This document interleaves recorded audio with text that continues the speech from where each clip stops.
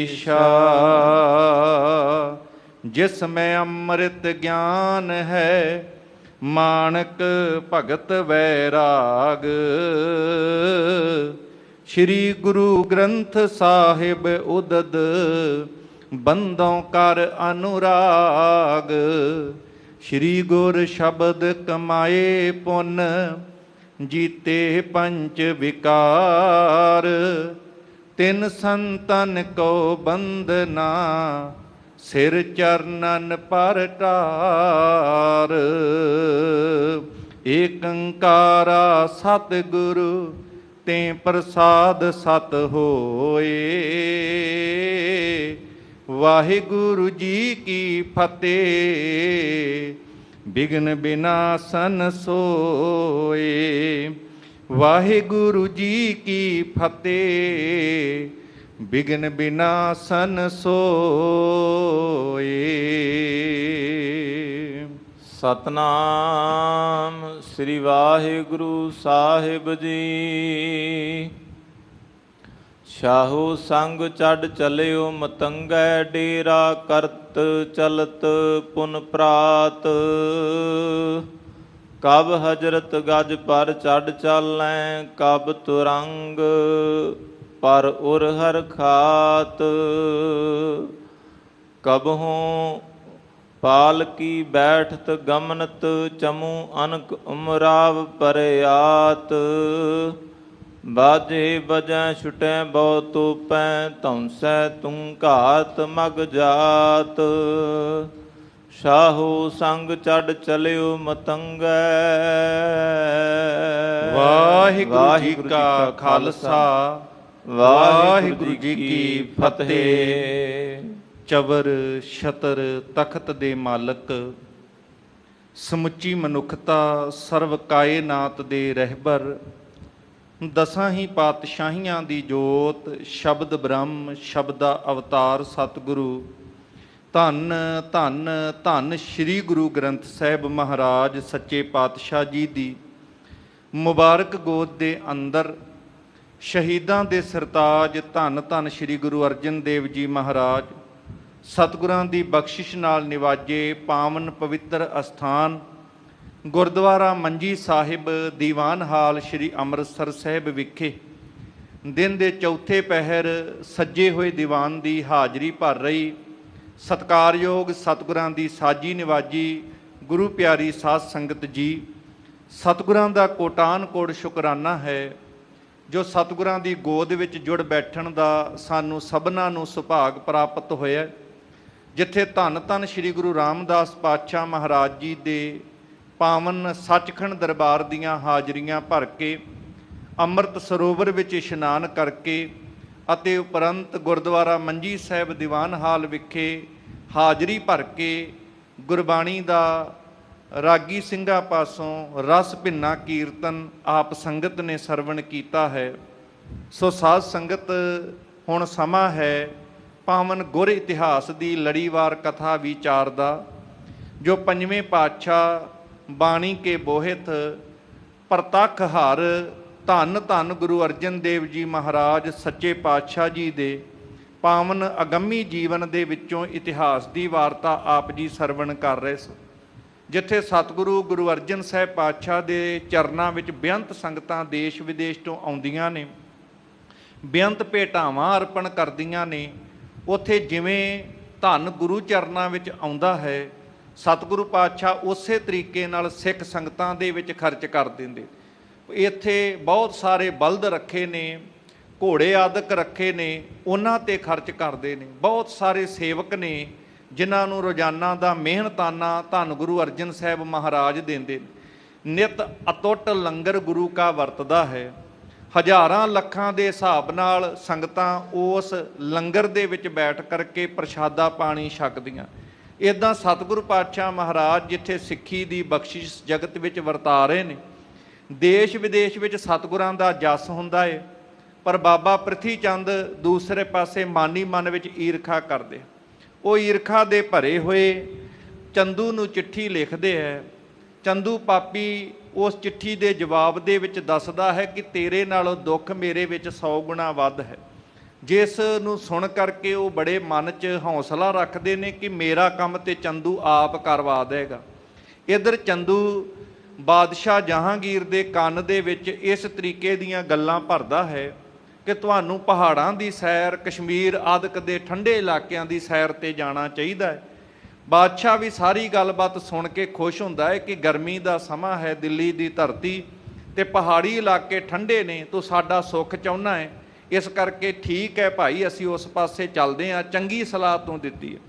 ਇਸ ਤਰੀਕੇ ਨਾਲ ਮਹਾਂਕਵੀ ਸੰਤੋਖ ਸਿੰਘ ਜੀ ਲਿਖਦੇ ਨੇ, ਪਹਾੜੀ ਇਲਾਕਿਆਂ ਵਿੱਚ ਠੰਡ ਦਾ ਸੁੱਖ ਮਾਣਨ ਵਾਸਤੇ, ਗਰਮੀ ਤੋਂ ਬਚਣ ਵਾਸਤੇ ਬਾਦਸ਼ਾਹ ਜਹਾਂਗੀਰ ਵੱਲੋਂ ਤਿਆਰੀ ਖਿੱਚੀ ਜਾਂਦੀ ਹੈ। ਬਹੁਤ ਸਾਰੀ ਫੌਜ ਉਹਦੇ ਕੋਲ ਹੈ, ਜਿਹਦੇ ਵਿੱਚੋਂ ਫੌਜ ਦਾ ਕੁਝ ਹਿੱਸਾ ਦਿੱਲੀ ਦੇ ਵਿੱਚ ਛੱਡ ਕੇ ਕੁਝ ਵੱਖ-ਵੱਖ ਇਲਾਕਿਆਂ 'ਚ, ਤੇ ਕੁਝ ਫੌਜ ਉਹ ਆਪਣੇ ਨਾਲ ਲੈ ਕਰਕੇ ਚੱਲ ਪੈਂਦਾ। ਜਿੱਥੇ ਵੱਖ-ਵੱਖ ਇਲਾਕਿਆਂ 'ਚੋਂ ਹੋ ਕਰਕੇ ਇਹ ਅੱਗੇ ਵੱਧਦੇ ਨੇ। ਤੇ ਜਿਸ ਤਰੀਕੇ ਦੇ ਨਾਲ ਇਹ ਬਾਦਸ਼ਾਹ ਹੁਣ ਪਹਾੜਾਂ ਦੀ ਸੈਰ ਵਾਲੇ ਪਾਸੇ ਨੂੰ ਚੱਲਿਆ, ਨਾਲ ਨਾਲ ਚੰਦੂ ਪਾਪੀ ਵੀ ਇਹ ਸੋਚ ਕੇ ਕਿ ਕਿਵੇਂ ਮੈਂ ਬਾਦਸ਼ਾਹ ਦੇ ਕੰਨ ਭਰਾਂ, ਕੋਈ ਇਹੋ ਜਿਹਾ ਹੀਲਾ ਵਸੀਲਾ ਵਰਤ ਜਾਏ ਜਿਹਦੇ ਕਰਕੇ ਗੁਰੂ ਅਰਜਨ ਸਾਹਿਬ ਪਾਤਸ਼ਾਹ ਮਹਾਰਾਜ ਜੀ ਦੇ ਪ੍ਰਤੀ ਬਾਦਸ਼ਾਹ ਦੇ ਵੱਲੋਂ ਕੋਈ ਹੁਕਮ ਜਾਰੀ ਕਰਵਾ ਕੇ ਗੁਰੂ ਸਾਹਿਬ ਨੂੰ ਮੈਂ ਗ੍ਰਿਫਤਾਰ ਕਰਵਾ ਦੇਵਾਂ ਜਾਂ ਉਹਨਾਂ ਨੂੰ ਕਿਸੇ ਤਰੀਕੇ ਦੇ ਨਾਲ ਨੁਕਸਾਨ ਪਹੁੰਚਾਵਾਂ।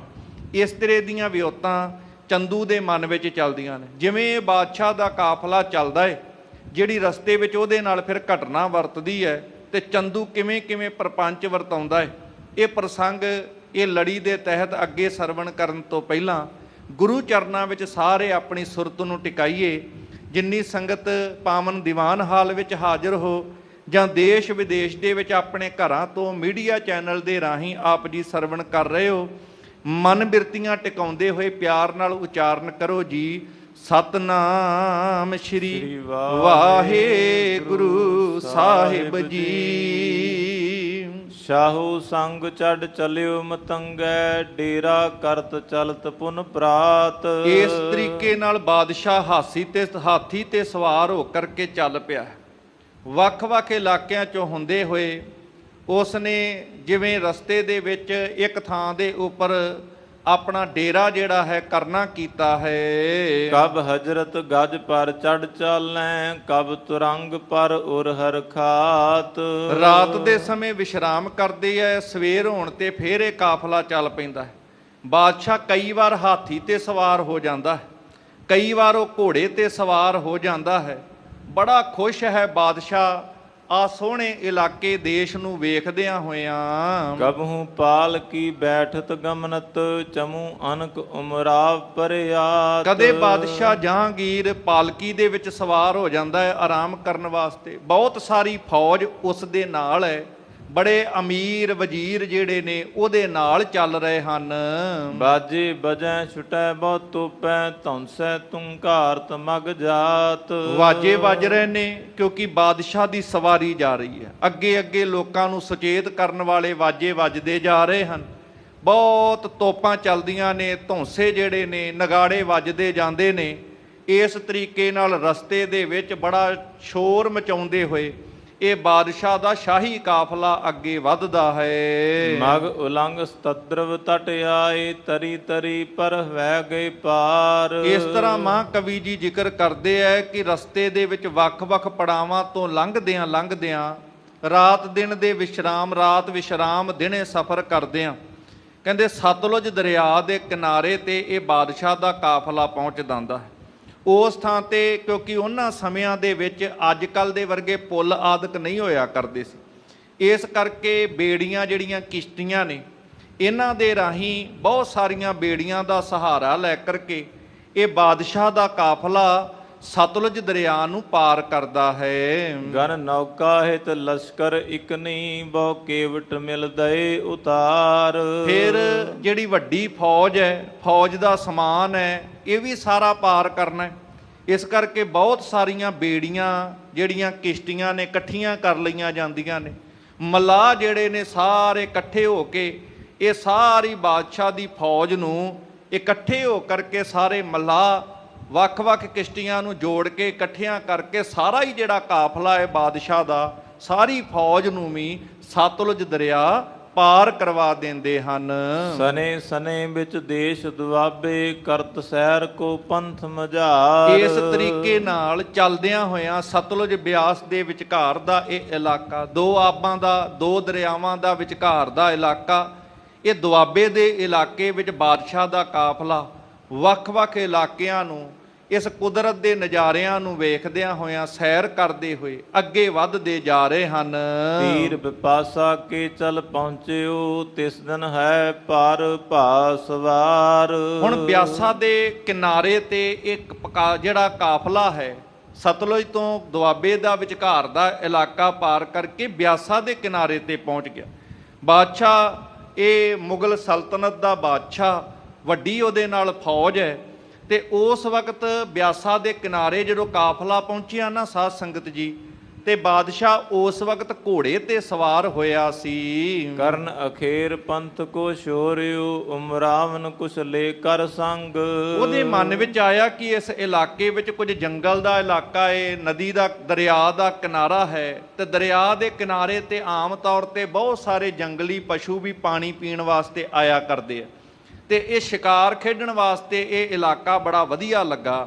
ਇਸ ਕਰਕੇ ਘੋੜੇ ਤੇ ਸਵਾਰ ਹੋ ਕੇ ਦਰਿਆ ਦੇ ਕਿਨਾਰੇ ਵਿੱਚ ਸ਼ਿਕਾਰ ਖੇਡਣ ਵਾਸਤੇ ਆਪਣੇ ਜਿਹੜੇ ਅਮੀਰ ਵਜ਼ੀਰ ਕੁਛ ਕੁ ਨਾਲ ਲਏ ਨੇ, ਬਾਕੀ ਦਾ ਕਾਫਲਾ ਪਿੱਛੇ ਛੱਡ ਲਿਆ, ਤੇ ਬਾਕੀ ਕੁਝ ਕੁ ਜਿਹੜੇ ਅਮੀਰ ਭਾਵ ਕੁਝ ਵਜ਼ੀਰ ਆਦਿਕ ਨਾਲ ਲੈ ਕਰਕੇ ਉਹ ਕਾਫਲੇ ਦੇ ਵਿੱਚ ਘੋੜੇ ਤੇ ਸਵਾਰ ਹੋ ਕੇ ਸ਼ਿਕਾਰ ਵਾਸਤੇ ਅੱਗੇ ਵੱਧ ਗਿਆ ਹੈ। ਖੋਜਤ ਫਿਰਤ ਕੂਲ ਸਲਤਾ ਕੇ, ਨਿਕਸਿਓ ਕਾਰੀ ਪਿਸ਼ਟ ਕੋ ਰੰਗ।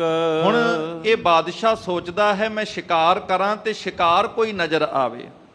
ਦਰਿਆ ਬਿਆਸ ਦੇ ਕਿਨਾਰੇ ਕਿਨਾਰੇ ਤੇ ਘੁੰਮਦਿਆਂ ਹੋਇਆਂ ਘੋੜੇ ਦੇ ਉੱਪਰ ਅਚਾਨਕ ਇਸ ਦੀ ਇੱਕ ਨਜ਼ਰ ਪੈਂਦੀ ਹੈ। ਇੱਕ ਹਿਰਨ ਜਿਹੜੀ ਪਿੱਠ ਸੀ ਉਹ ਕਾਲੇ ਰੰਗ ਦੀ ਸੀ, ਇਹਨੂੰ ਹੀਰਾ ਕਾਲਾ ਹਿਰਨ ਜਿਹੜਾ ਕਿਹਾ ਜਾਂਦਾ ਹੈ।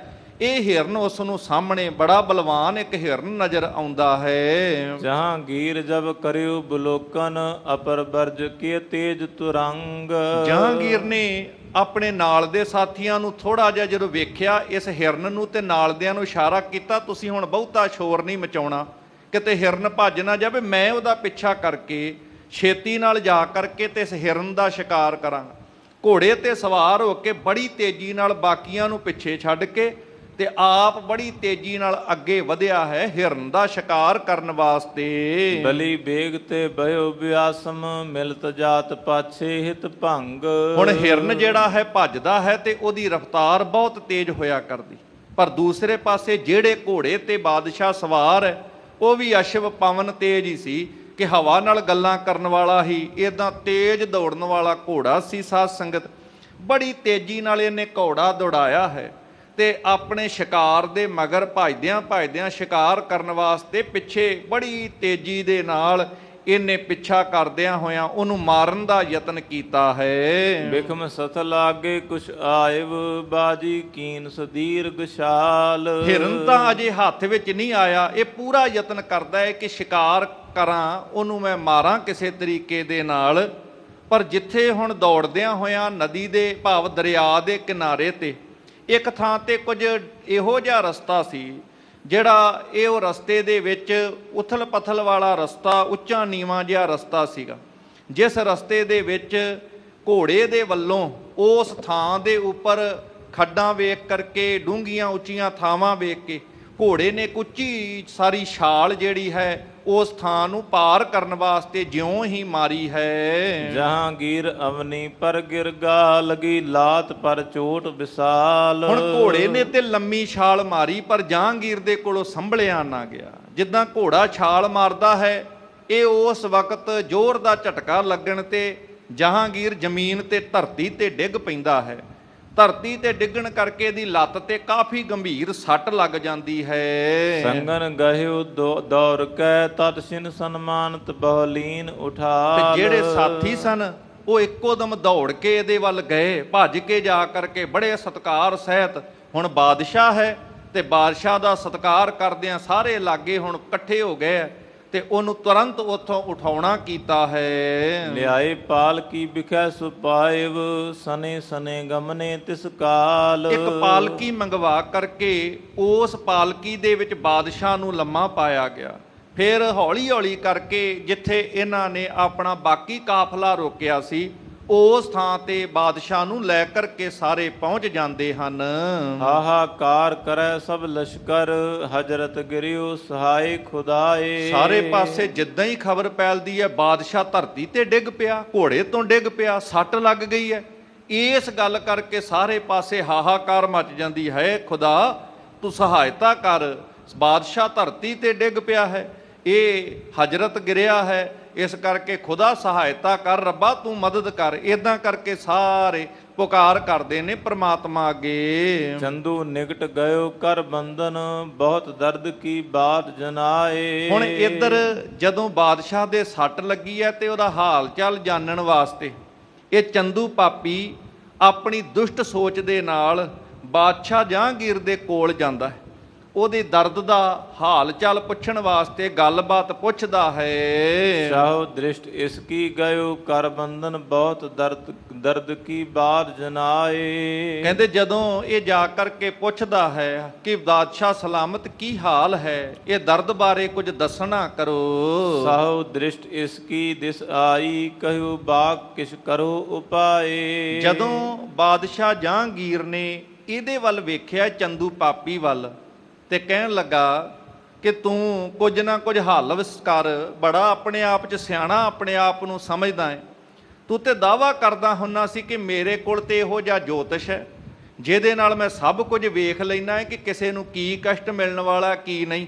ਕਿਉਂਕਿ ਬਹੁਤ ਸਾਰੇ ਲੋਕ ਅੱਜ ਵੀ ਜੋਤਿਸ਼ ਦੇ ਰਾਹੀਂ ਲੋਕਾਂ ਤੇ ਆਪਣਾ ਪ੍ਰਭਾਵ ਪਾਉਣ ਦਾ ਯਤਨ ਕਰਦੇ। ਜਿਹੜੇ ਅਸਲ ਦੇ ਵਿੱਚ ਅਗਿਆਨਤਾ ਵਿੱਚ ਫਸੇ ਲੋਕ ਜੋਤਸ਼ੀਆਂ ਦੇ ਢਹੇ ਚੜ੍ਹ ਕਰਕੇ ਕਈ ਵਾਰ ਉਹਨਾਂ ਤੇ ਵਿਸ਼ਵਾਸ ਕਰ ਲੈਂਦੇ।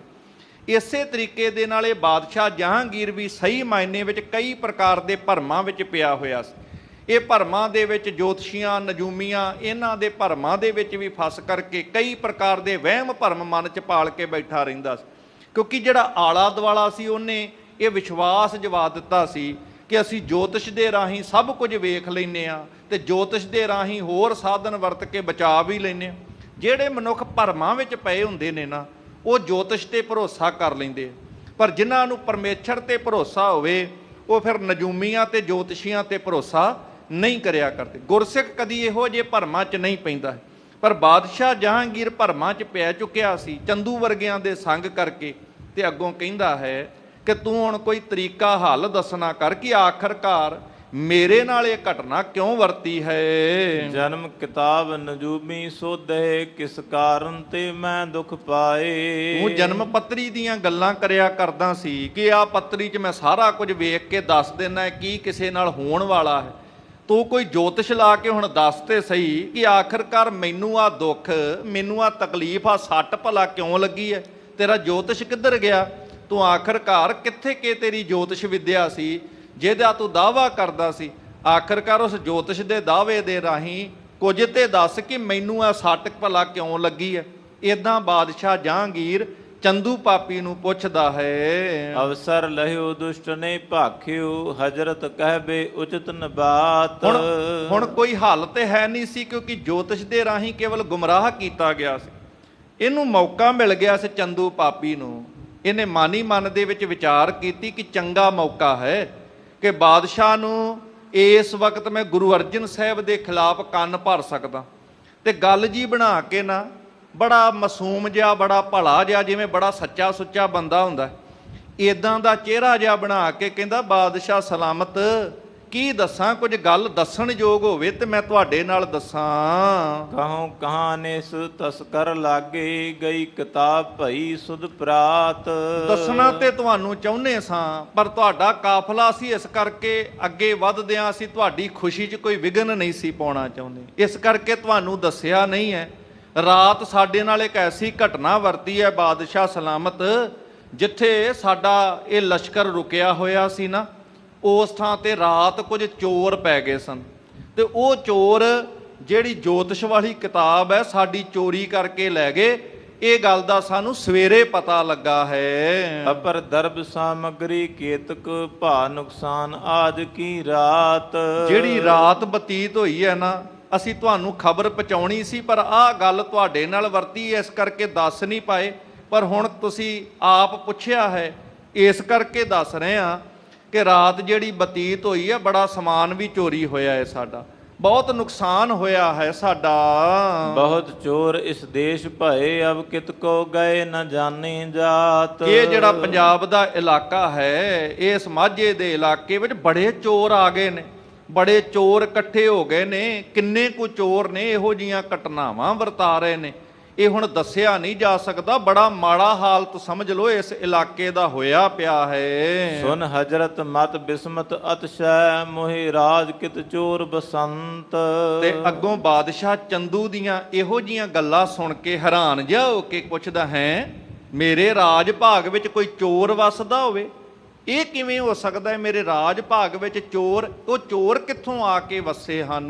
ਤਰਾਸ ਨ ਮਾਨੈ ਮੇਰੋ ਚਿਤ ਮੈਂ ਮਮ ਡੇਰੇ ਕੋ ਆਈ ਲਗੰਤ। ਇਹ ਚੋਰ ਉਹ ਵੀ ਮੇਰੇ ਰਾਜ ਦੇ ਵਿੱਚ, ਜਿਨ੍ਹਾਂ ਨੂੰ ਮੇਰਾ ਰੱਤਾ ਜਿੰਨਾ ਵੀ ਡਰ ਨਹੀਂ ਹੈ, ਤੇ ਉਹ ਵੀ ਇਹੋ ਜਿਹੇ ਚੋਰ ਕਿ ਜਿੱਥੇ ਮੇਰਾ ਕਾਫਲਾ ਰੁਕਿਆ ਹੋਵੇ, ਬਾਦਸ਼ਾਹ ਦਾ ਕਾਫਲਾ, ਤੇ ਉਸ ਕਾਫਲੇ ਦੇ ਵਿੱਚ ਆ ਕੇ ਕਿਸੇ ਨੇ ਚੋਰੀ ਕੀਤੀ ਹੋਵੇ। ਇਹ ਕਿਵੇਂ ਹੋ ਸਕਦਾ ਹੈ? ਲਵਪੁਰ ਕੋ ਸੂਬਾ ਨ ਤਰਾਸਤ ਨਰ ਖੋਟਨ ਕੋ ਨਹੀਂ ਗਹੰਤ। ਇਹ ਲਾਹੌਰ ਦਾ ਸੂਬਾ ਭਲਾ ਕੀ ਕਰਦਾ ਹੈ? ਉਹ ਲੋਕ ਇਹਨਾਂ ਚੋਰਾਂ ਨੂੰ ਡਰਾਉਂਦਾ ਨਹੀਂ ਹੈ, ਇਹੋ ਜਿਹੇ ਖੋਟਿਆਂ ਨੂੰ ਪਕੜਦਾ ਨਹੀਂ ਹੈ। ਆਖਰਕਾਰ ਇਹ ਚੋਰ ਕਿਵੇਂ ਇਸ ਤਰੀਕੇ ਦਾ ਕਾਰਜ ਕਰ ਸਕਦੇ ਹਨ? ਜਿਉ ਕਿਉ ਕਰ ਤਸਕਰ ਕੋ ਸਾਬਤ ਗਹਿ ਕਰ ਦਿਓ ਸਜਾਏ ਅਤਿਅੰਤ। ਜਾਓ ਜਾ ਕੇ ਖਬਰ ਕਰੋ ਸਾਰਿਆਂ ਨੂੰ, ਜਿਵੇਂ ਕਿਵੇਂ ਕਰਕੇ ਉਹ ਚੋਰ ਜਿਹੜੇ ਨੇ ਫੜਨਾ ਕਰੋ, ਉਹਨਾਂ ਨੂੰ ਚੋਰ ਫੜ ਕੇ ਉਹਨਾਂ ਦੀ ਚੋਰੀ ਸਾਬਤ ਕਰੋ, ਤੇ ਜਿਹੜੀ ਉਹਨਾਂ ਦੀ ਸਜ਼ਾ ਬਣਦੀ ਹੈ ਉਹਨਾਂ ਚੋਰਾਂ ਨੂੰ ਸਜ਼ਾ ਦੇਣੀ ਕਰੋ। ਹਾਥ ਬੰਦ ਚੰਦੂ ਕਹਿ ਨਿੰਦਕ ਇੱਕ ਅਰਜਨ ਖੱਤਰੀ ਲਖੇ ਅੰਤ। ਹੁਣ ਇਹੋ ਜਿਹਾ ਪਾਪੀ ਚੰਦੂ ਜਿਹੜਾ, ਕਿਉਂਕਿ ਜਿਹੜੇ ਕਈ ਵਾਰ ਕਈ ਐਸੇ ਲੋਕ ਹੁੰਦੇ ਨੇ ਜਿਹੜੇ ਕੰਨਾਂ ਦੇ ਕੱਚੇ ਹੁੰਦੇ ਆ। ਅਕਬਰ ਬਾਦਸ਼ਾਹ ਆਪਣੇ ਸਮੇਂ ਵਿੱਚ ਕੋਈ ਕੰਨਾਂ 'ਚ ਖਬਰ ਪਾਉਂਦਾ ਸੀ, ਪੜਚੋਲ ਕਰਦਾ ਸੀ। ਸਿਆਣਾ ਅਧਿਕਾਰੀ ਤੇ ਅਫਸਰ ਉਹ ਹੁੰਦਾ ਏ ਜਿਹੜਾ ਕਿਸੇ ਦੀ ਕਈ ਗੱਲ ਤੇ ਵਿਸ਼ਵਾਸ ਕਰਨ ਦੀ ਥਾਂ ਆਪ ਪੜਚੋਲ ਕਰੇ ਕਿ ਜਿਹੜੀ ਮੈਨੂੰ ਸ਼ਿਕਾਇਤ ਮਿਲੀ ਹੈ ਸਹੀ ਹੈ ਕਿ ਗਲਤ। ਅਕਬਰ ਬਾਦਸ਼ਾਹ ਕੋਲ ਵੀ ਬੜੀਆਂ ਸ਼ਿਕਾਇਤਾਂ ਚਾਹੁੰਦੀਆਂ ਸੀ, ਪਰ ਉਹ ਸਵੈ ਪੜਚੋਲ ਕਰਦਾ ਰਿਹਾ ਹੈ, ਉਹ ਆਪ ਜਾ ਕੇ ਵੇਖਦਾ ਰਿਹਾ। ਪਰ ਜਹਾਂਗੀਰ ਬਹੁਤਾ ਸਮਾਂ ਤੇ ਨਸ਼ੇ ਦੇ ਵਿੱਚ ਧੁੱਤ ਰਹਿੰਦਾ ਰਿਹਾ, ਇਸ ਕਰਕੇ ਜਿਹੋ ਜਿਹਾ ਕੋਈ ਕੰਨ ਵਿੱਚ ਪਾ ਦਿੰਦਾ ਸੀ। ਤੇ ਬਾਣੀ ਨੇ ਜਿਵੇਂ ਬਚਨ ਕਿਹਾ ਹੈ, ਮਾਇਆ ਧਾਰੀ ਅਤ ਅੰਨਾ ਬੋਲਾ ਸ਼ਬਦ ਨਾ ਸੁਣਈ ਬਹੁ ਰੋਲ ਕਝੋਲਾ। ਅੰਨਾ ਬੋਲਾ ਜਿਵੇਂ ਬੰਦਾ ਨਾ ਕੋ ਮਾਇਆ ਧਾਰੀ ਨੂੰ ਅੱਖਾਂ ਨਾਲ ਕੁਝ ਚੱਜ ਦਾ ਸੱਚ ਦਿਖਦਾ ਹੈ ਤੇ ਨਾ ਉਹ ਕੰਨਾਂ ਨਾਲ ਸੱਚ ਸੁਣਦਾ। ਇਹਦੇ ਤੇ ਸੱਤਾ ਦਾ ਨਸ਼ਾ ਸੀ, ਦੂਸਰਾ ਵੈਸੇ ਵੀ ਨਸ਼ੇ ਵਿੱਚ ਬਹੁਤਾ ਗਲਤਾਨ ਰਹਿਣ ਵਾਲਾ, ਕੰਨਾਂ ਦਾ ਕੱਚਾ ਵਿਵੇਕ ਨਹੀਂ ਸੀ ਇਹਦੇ ਕੋਲ। ਪਰ ਫਿਰ ਵੀ ਕਈ ਚੀਜ਼ਾਂ ਦਾ ਤੇ ਇਸ ਨੂੰ ਪਤਾ ਸੀ ਗੁਰੂ ਨਾਨਕ ਦੇ ਘਰ ਦੀਆਂ ਵਡਿਆਈਆਂ ਦਾ। ਪਰ ਹੁਣ ਚੰਦੂ ਵਰਗੇ ਜਿਸ ਤਰੀਕੇ ਨਾਲ ਰੋਜ਼ ਚੁੱਕਣਾ ਦੇਣ ਵਾਲੇ ਇਹੋ ਜਿਹੇ ਪਾਪੀ, ਇਸ ਤੋਂ ਇਲਾਵਾ ਬੜੇ ਜਾਤ ਬਹਾਨੀ ਵੀ ਕੰਨ ਭਰਦੇ ਸੀ, ਉਹਨਾਂ ਦਾ ਆਗੂ ਬਣਿਆ ਸੀ ਇਹ। ਤੇ ਇਹ ਨਿੰਦਕ ਅੱਗੋਂ ਪਤਾ ਕੀ ਕਹਿੰਦਾ ਹੈ ਕਿ ਬਾਦਸ਼ਾਹ ਸਲਾਮਤ, ਇਸ ਇਲਾਕੇ ਵਿੱਚ ਜੇ ਚੋਰ ਪਕੜਨੇ ਆ ਤੇ ਚੇਤੇ ਰੱਖੋ ਇਸ ਇਲਾਕੇ ਵਿੱਚ ਚੋਰਾਂ ਦੇ ਆਗੂ ਦੇ ਰੂਪ ਵਿੱਚ ਕਿਹਨੂੰ ਪੇਸ਼ ਕਰਦਾ ਹੈ? ਕਹਿੰਦਾ ਇੱਕ ਗੁਰੂ ਅਰਜਨ ਸਾਹਿਬ ਖੱਤਰੀਆਂ ਦੇ ਪਰਿਵਾਰ ਚੋਂ ਉਹ ਨੇ, ਉਹਨਾਂ ਦੇ ਬਾਰੇ ਵਿੱਚ ਸੁਣਨ ਵਿੱਚ ਆਇਆ ਹੈ। ਕਹਿ ਸੋ ਨਾਨਕ ਗਾਦੀ ਪਰ ਮੈਂ ਨ ਕਿਸੂ ਤੇ ਚਿਤ ਡਰ ਪੰਤ। ਵੇਖੋ ਕਿਸ ਤਰ੍ਹਾਂ ਕੰਨ ਭਰਦਾ ਹੈ, ਕਹਿੰਦਾ ਉਹ ਆਪਣੇ ਆਪ ਨੂੰ ਲੋਕਾਂ ਵਿੱਚ ਪ੍ਰਚਲਿਤ ਕਰਦੇ ਨੇ, ਮੈਂ ਗੁਰੂ ਨਾਨਕ ਦੀ ਗੱਦੀ ਪਰ ਬੈਠਾ। ਉਹ ਕਿਸੇ ਦਾ ਵੀ ਚਿੱਤ ਵਿੱਚ ਬਾਦਸ਼ਾਹ ਸਲਾਮਤ ਤੁਹਾਡਾ ਵੀ ਡਰ ਨਹੀਂ ਰੱਖਦੇ ਹਨ। ਸੋ ਰਾਖਤ ਹੈ ਤਸਕਰ ਢਿਗ ਜੈ ਕਹਤੇ ਧਨ ਕੋ ਚੁਰਵੰਤ। ਤੇ ਉਹਨਾਂ ਨੇ ਗੁਰੂ ਅਰਜਨ ਸਾਹਿਬ ਨੇ ਆਪਣੇ ਕੋਲ, ਇਹ ਪਾਪੀ ਦੇ ਮੁਖ ਚੋਂ ਬੋਲ ਨਿਕਲੇ ਨੇ ਧੰਨ ਗੁਰੂ ਅਰਜਨ ਸਾਹਿਬ ਮਹਾਰਾਜ ਸੱਚੇ ਪਾਤਸ਼ਾਹ ਦੇ ਪ੍ਰਤੀ, ਕਿ ਉਹਨਾਂ ਨੇ ਆਪਣੇ ਕੋਲ ਚੋਰ ਰੱਖੇ ਹੋਏ ਆ ਤੇ ਚੋਰ ਰੱਖ ਕੇ ਉਹ ਚੋਰਾਂ ਦੇ ਰਾਹੀਂ ਚੋਰੀਆਂ ਕਰਵਾਉਂਦੇ ਨੇ। ਕਿਹੋ ਜਿਹੇ ਬਹਾਨੇ? ਜਿਵੇਂ ਭਾਈ ਵਿਧੀ ਚੰਦ ਵਰਗੇ ਗੁਰਮੁਖ ਪਿਆਰੇ ਕਦੀ ਕਾਰਜ ਕਰਦੇ ਸਨ, ਪਰ ਭਾਈ ਅਦਲੀ ਦੇ ਰਾਹੀਂ ਗੁਰੂ ਕੀ ਸੰਗਤ ਦੇ ਵਿੱਚ ਆ ਗਏ। ਇਹ ਤੇ ਗੁਰੂ ਨਾਨਕ ਦਾ ਘਰ ਜਿੱਥੇ ਚੋਰ ਵੀ ਸਾਧੂ ਬਣਦਾ ਵੇਖਿਆ, ਠੱਗ ਸੱਜਣ ਬਣਦਾ ਵੇਖਿਆ ਸੀ। ਇਹ ਬਾਬੇ ਨਾਨਕ ਘਰ ਦੀਆਂ ਸਿਫਤਾਂ ਸੀ। ਔਗਣਾ ਦਾ ਭਰਿਆ ਹੋਇਆ ਵਿਕਾਰੀ ਜੀਵਨ ਵੀ ਇੱਥੇ ਦੇਵਤਿਆਂ ਵਰਗਾ ਜੀਵਨ ਧਾਰਨ ਕਰ ਲੈਂਦਾ ਹੈ ਬਾਬੇ ਨਾਨਕ ਦੇ ਘਰ ਦੇ ਵਿੱਚ। ਇਹ ਤੇ ਪਸ਼ੂ ਪ੍ਰੇਤਾਂ ਨੂੰ ਦੇਵਤਾ ਬਣਾ ਦੇ ਗੁਰੂ ਨਾਨਕ ਦਾ ਘਰ, ਪਰ ਉਹ ਵਡਿਆਈ ਨਾ ਵੇਖ ਕੇ ਚੁੱਕਣਾ ਦੇਣ ਵਾਲੇ ਨੇ ਤੇ ਬਹਾਨਾ ਲੱਭਣਾ ਹੁੰਦਾ ਹੈ। ਉਹ ਇਸ ਤਰ੍ਹਾਂ ਗੱਲ ਬਣਾ ਕੇ ਪੇਸ਼ ਕਰਦਾ ਏ ਕਿ ਉਹਨਾਂ ਚੋਰ ਰੱਖੇ ਨੇ ਤੇ ਉਹਦੇ ਰਾਹੀਂ ਲੋਕਾਂ ਦਾ ਧਨ ਚੋਰੀ ਕਰਵਾਉਂਦੇ ਹਨ। ਤੁਮ ਤੇ ਤਨਕ ਤਰਾਸ ਨਹਿ ਪਾਇਓ, ਡੇਰੇ ਮੈਂ ਤੇ ਵਸਤ ਕੁਢੰਤ। ਕਹਿੰਦਾ ਵੇਖੋ ਬਾਦਸ਼ਾਹ ਜੀ, ਤੁਹਾਡਾ ਵੀ ਡਰ ਉਹਨਾਂ ਨੂੰ ਨਹੀਂ, ਹੋਰਾਂ ਦਾ ਤੇ ਡਰ ਦੂਰ ਦੀ ਗੱਲ ਹੈ, ਤੁਹਾਡਾ ਵੀ ਡਰ ਨਹੀਂ। ਤੁਹਾਡੇ ਹੀ ਕਾਫਲੇ ਦੇ ਵਿੱਚੋਂ ਆਪਣੇ ਚੋਰ ਭੇਜ ਕੇ ਉਹਨਾਂ ਨੇ ਚੋਰੀ ਕਰਵਾ ਲਈ ਤੁਹਾਡੇ ਇਸ ਕਾਫਲੇ ਚੋਂ। ਰਾਮਦਾਸਪੁਰ ਮਹਿਦ ਬਸਾਇਓ, ਗੁਰੂ ਕਹਾਏ ਬਨਿਓ ਧਨਵੰਤ। ਉਹ ਚੋਰੀ ਕਰਵਾ ਕੇ ਸਾਰਾ ਸਮਾਨ, ਉਹ ਨਜੂਮੀ ਵਾਲੀ ਪੋਥੀ ਵੀ ਮੇਰੀ ਖੋ ਲੈ ਕੇ ਚਲੇ ਗਏ। ਉਹਨਾਂ ਨੇ ਇੱਕ ਨਗਰ ਵਸਾਇਆ ਹੈ, ਜਿਸ ਨਗਰ ਨੂੰ ਕੀ ਕਿਹਾ ਜਾਂਦਾ ਹੈ? ਰਾਮਦਾਸਪੁਰ। ਇਸ ਨਗਰੀ ਜਿੱਥੇ ਤੁਸੀਂ ਹਾਜ਼ਰੀ ਭਰ ਰਹੇ ਹੋ ਨਾ ਸਾਧ ਸੰਗਤ, ਅੱਜ ਸਮੁੱਚਾ ਸੰਸਾਰ ਸ਼੍ਰੀ ਅੰਮ੍ਰਿਤਸਰ ਸਾਹਿਬ ਕਹਿ ਕੇ ਸੀਸ ਝੁਕਾਉਂਦਾ। ਕਦੀ ਇਸ ਧਰਤੀ ਦਾ ਨਾਮ ਸੀ ਚੱਕ ਗੁਰੂ ਕਾ, ਗੁਰੂ ਕਾ ਚੱਕ ਸੰਗਤਾਂ ਕਹਿੰਦੀਆਂ। ਚੱਕ ਰਾਮਦਾਸ ਜਾਂ ਰਾਮਦਾਸਪੁਰ, ਇਹ ਹੌਲੀ ਹੌਲੀ ਇਹ ਨਾਂ ਵੀ ਪ੍ਰਚਲਿਤ ਹੋਏ। ਪਰ ਸ਼੍ਰੀ ਅੰਮ੍ਰਿਤਸਰ ਸਾਹਿਬ ਦੇ ਅੰਮ੍ਰਿਤ ਸਰੋਵਰ ਕਰਕੇ ਅੱਜ ਸਮੁੱਚਾ ਸੰਸਾਰ ਸ਼੍ਰੀ ਅੰਮ੍ਰਿਤਸਰ ਸਾਹਿਬ ਕਹਿ ਕੇ ਇਸ ਧਰਤੀ ਨੂੰ ਸਤਿਕਾਰ ਕਰਦਾ ਹੈ, ਮਾਣ ਕਰਦਾ ਹੈ, ਦਰਸ਼ਨਾਂ ਦੀ ਦਾਤ ਮੰਗਦਾ ਹੈ। ਹੁਣ ਉਹ ਕਹਿੰਦੇ ਰਾਮਦਾਸਪੁਰ ਨਾਂ ਤੋਂ ਇੱਕ ਬਹੁਤ ਵੱਡਾ ਨਗਰ ਇਹਨਾਂ ਨੇ ਵਸਾਇਆ ਹੈ। ਗੁਰੂ ਬਣ ਕੇ ਉਹ ਗੁਰਗੱਦੀ ਤੇ ਬੈਠੇ ਹੈ ਤੇ ਬੜਾ ਧਨਵਾਨ ਹੋ ਗਏ ਹੋਏ ਹਨ। ਇਸ ਤਰ੍ਹਾਂ ਇਹ ਕੰਨ ਭਰੇ ਜਾ ਰਹੇ। ਇਹਦਾ ਹੀ ਜ਼ਿਕਰ ਬਾਅਦ ਤੁਜਕ ਦੇ ਵਿੱਚ ਜਹਾਂਗੀਰ ਨੇ ਜਿਹੋ ਜੇ ਕਿਸੇ ਨੇ ਕੰਨ ਭਰੇ ਸਨ, ਰੋਜ਼ ਰੋਜ਼ ਦੀ ਚੁੱਕਣਾ, ਕਈ ਚੀਜ਼ਾਂ ਦਾ ਫਿਰ ਅਸਰ ਵੀ ਹੋ ਜਾਂਦਾ। ਉਹਨੇ ਆਪ ਆਪਣੀ ਸਵੈ ਲਿਖ 'ਚ ਵੀ ਫਿਰ ਕੁਝ ਗੱਲਾਂ ਦਾ ਉਸ ਢੰਗ ਨਾਲ ਜ਼ਿਕਰ ਵੀ ਕਰਤਾ। ਪਰ ਹੁਣ ਇਹ ਕੰਨ ਭਰ ਰਿਹਾ ਹੈ ਚੰਦੂ ਪਾਪੀ। ਵੱਡੇ ਭਰਾਤ ਕੋ ਵੈਰ ਨਿਕਾਸਿਓ, ਬਲ ਛਲ ਭਾਂਤ ਅਨੇਕ ਕਰੰਤ। ਇਹਨਾਂ ਦਾ ਇੱਕ ਵੱਡਾ ਭਰਾ ਹੈ ਪ੍ਰਿਥੀ ਚੰਦ, ਉਹਨਾਂ ਨਾਲ ਇਹ ਵੈਰ ਕਮਾਉਂਦੇ ਨੇ। ਗੁਰੂ ਅਰਜਨ ਸਾਹਿਬ ਤੇ ਨਿਰਵੈਰ ਸਰੂਪ ਨੇ। ਵਾਰ ਕਰਨ ਵਾਲੇ ਭਰਾ ਦੀ ਵੀ ਤੰਦਰੁਸਤੀ ਵਾਸਤੇ ਜਦੋਂ ਬਿਮਾਰ ਹੋਇਆ ਅਰਦਾਸ ਕਰਦੇ ਨੇ, ਉਹ ਤੇ ਭਲਾ ਹੀ ਚਿਤਵਦੇ ਨੇ ਹਰਕ ਦਾ। ਪਰ ਪਾਪੀ ਨੇ ਕੰਨ ਭਰਨੇ ਆ, ਚੰਦੂ ਪਾਪੀ ਨੇ, ਕਿ ਇਹ ਤੇ ਵੱਡੇ ਭਰਾ ਪ੍ਰਿਥੀ ਚੰਦ ਨਾਲ ਵੀ ਵੈਰ ਕਮਾ ਕੇ ਉਹਨਾਂ ਨੂੰ ਨਗਰ ਤੋਂ ਬਾਹਰ ਕੱਢ ਦਿੱਤਾ। ਅਨੇਕਾਂ ਪ੍ਰਕਾਰ ਦੇ ਛਲ ਕਪਟ ਇਹ ਕਰਦੇ ਰਹਿੰਦੇ ਹਨ। ਦੇਸ਼ ਵਿਦੇਸ਼ਨ ਤਸਕਰ ਭੇਜਤ, ਨੀਕੀ ਵਸਤ ਨਾ ਕਿਤੇ ਛੁਟੰਤ।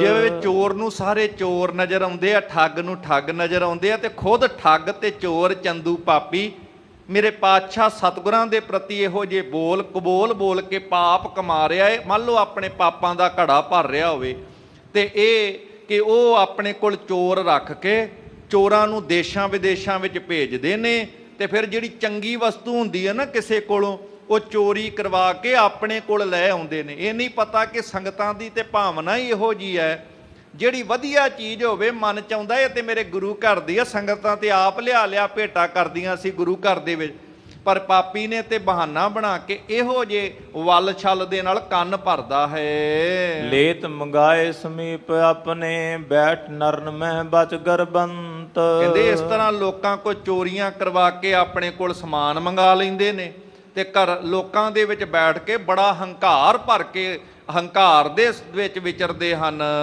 ਸੁਨਤ ਸ਼ਾਹ ਬਿਸਮਿਉ ਭਾਤੂਸ਼ਨ, ਗੁਰ ਘਰ ਕੀ ਬਾਤਨ ਚਿਤਵੰਤ।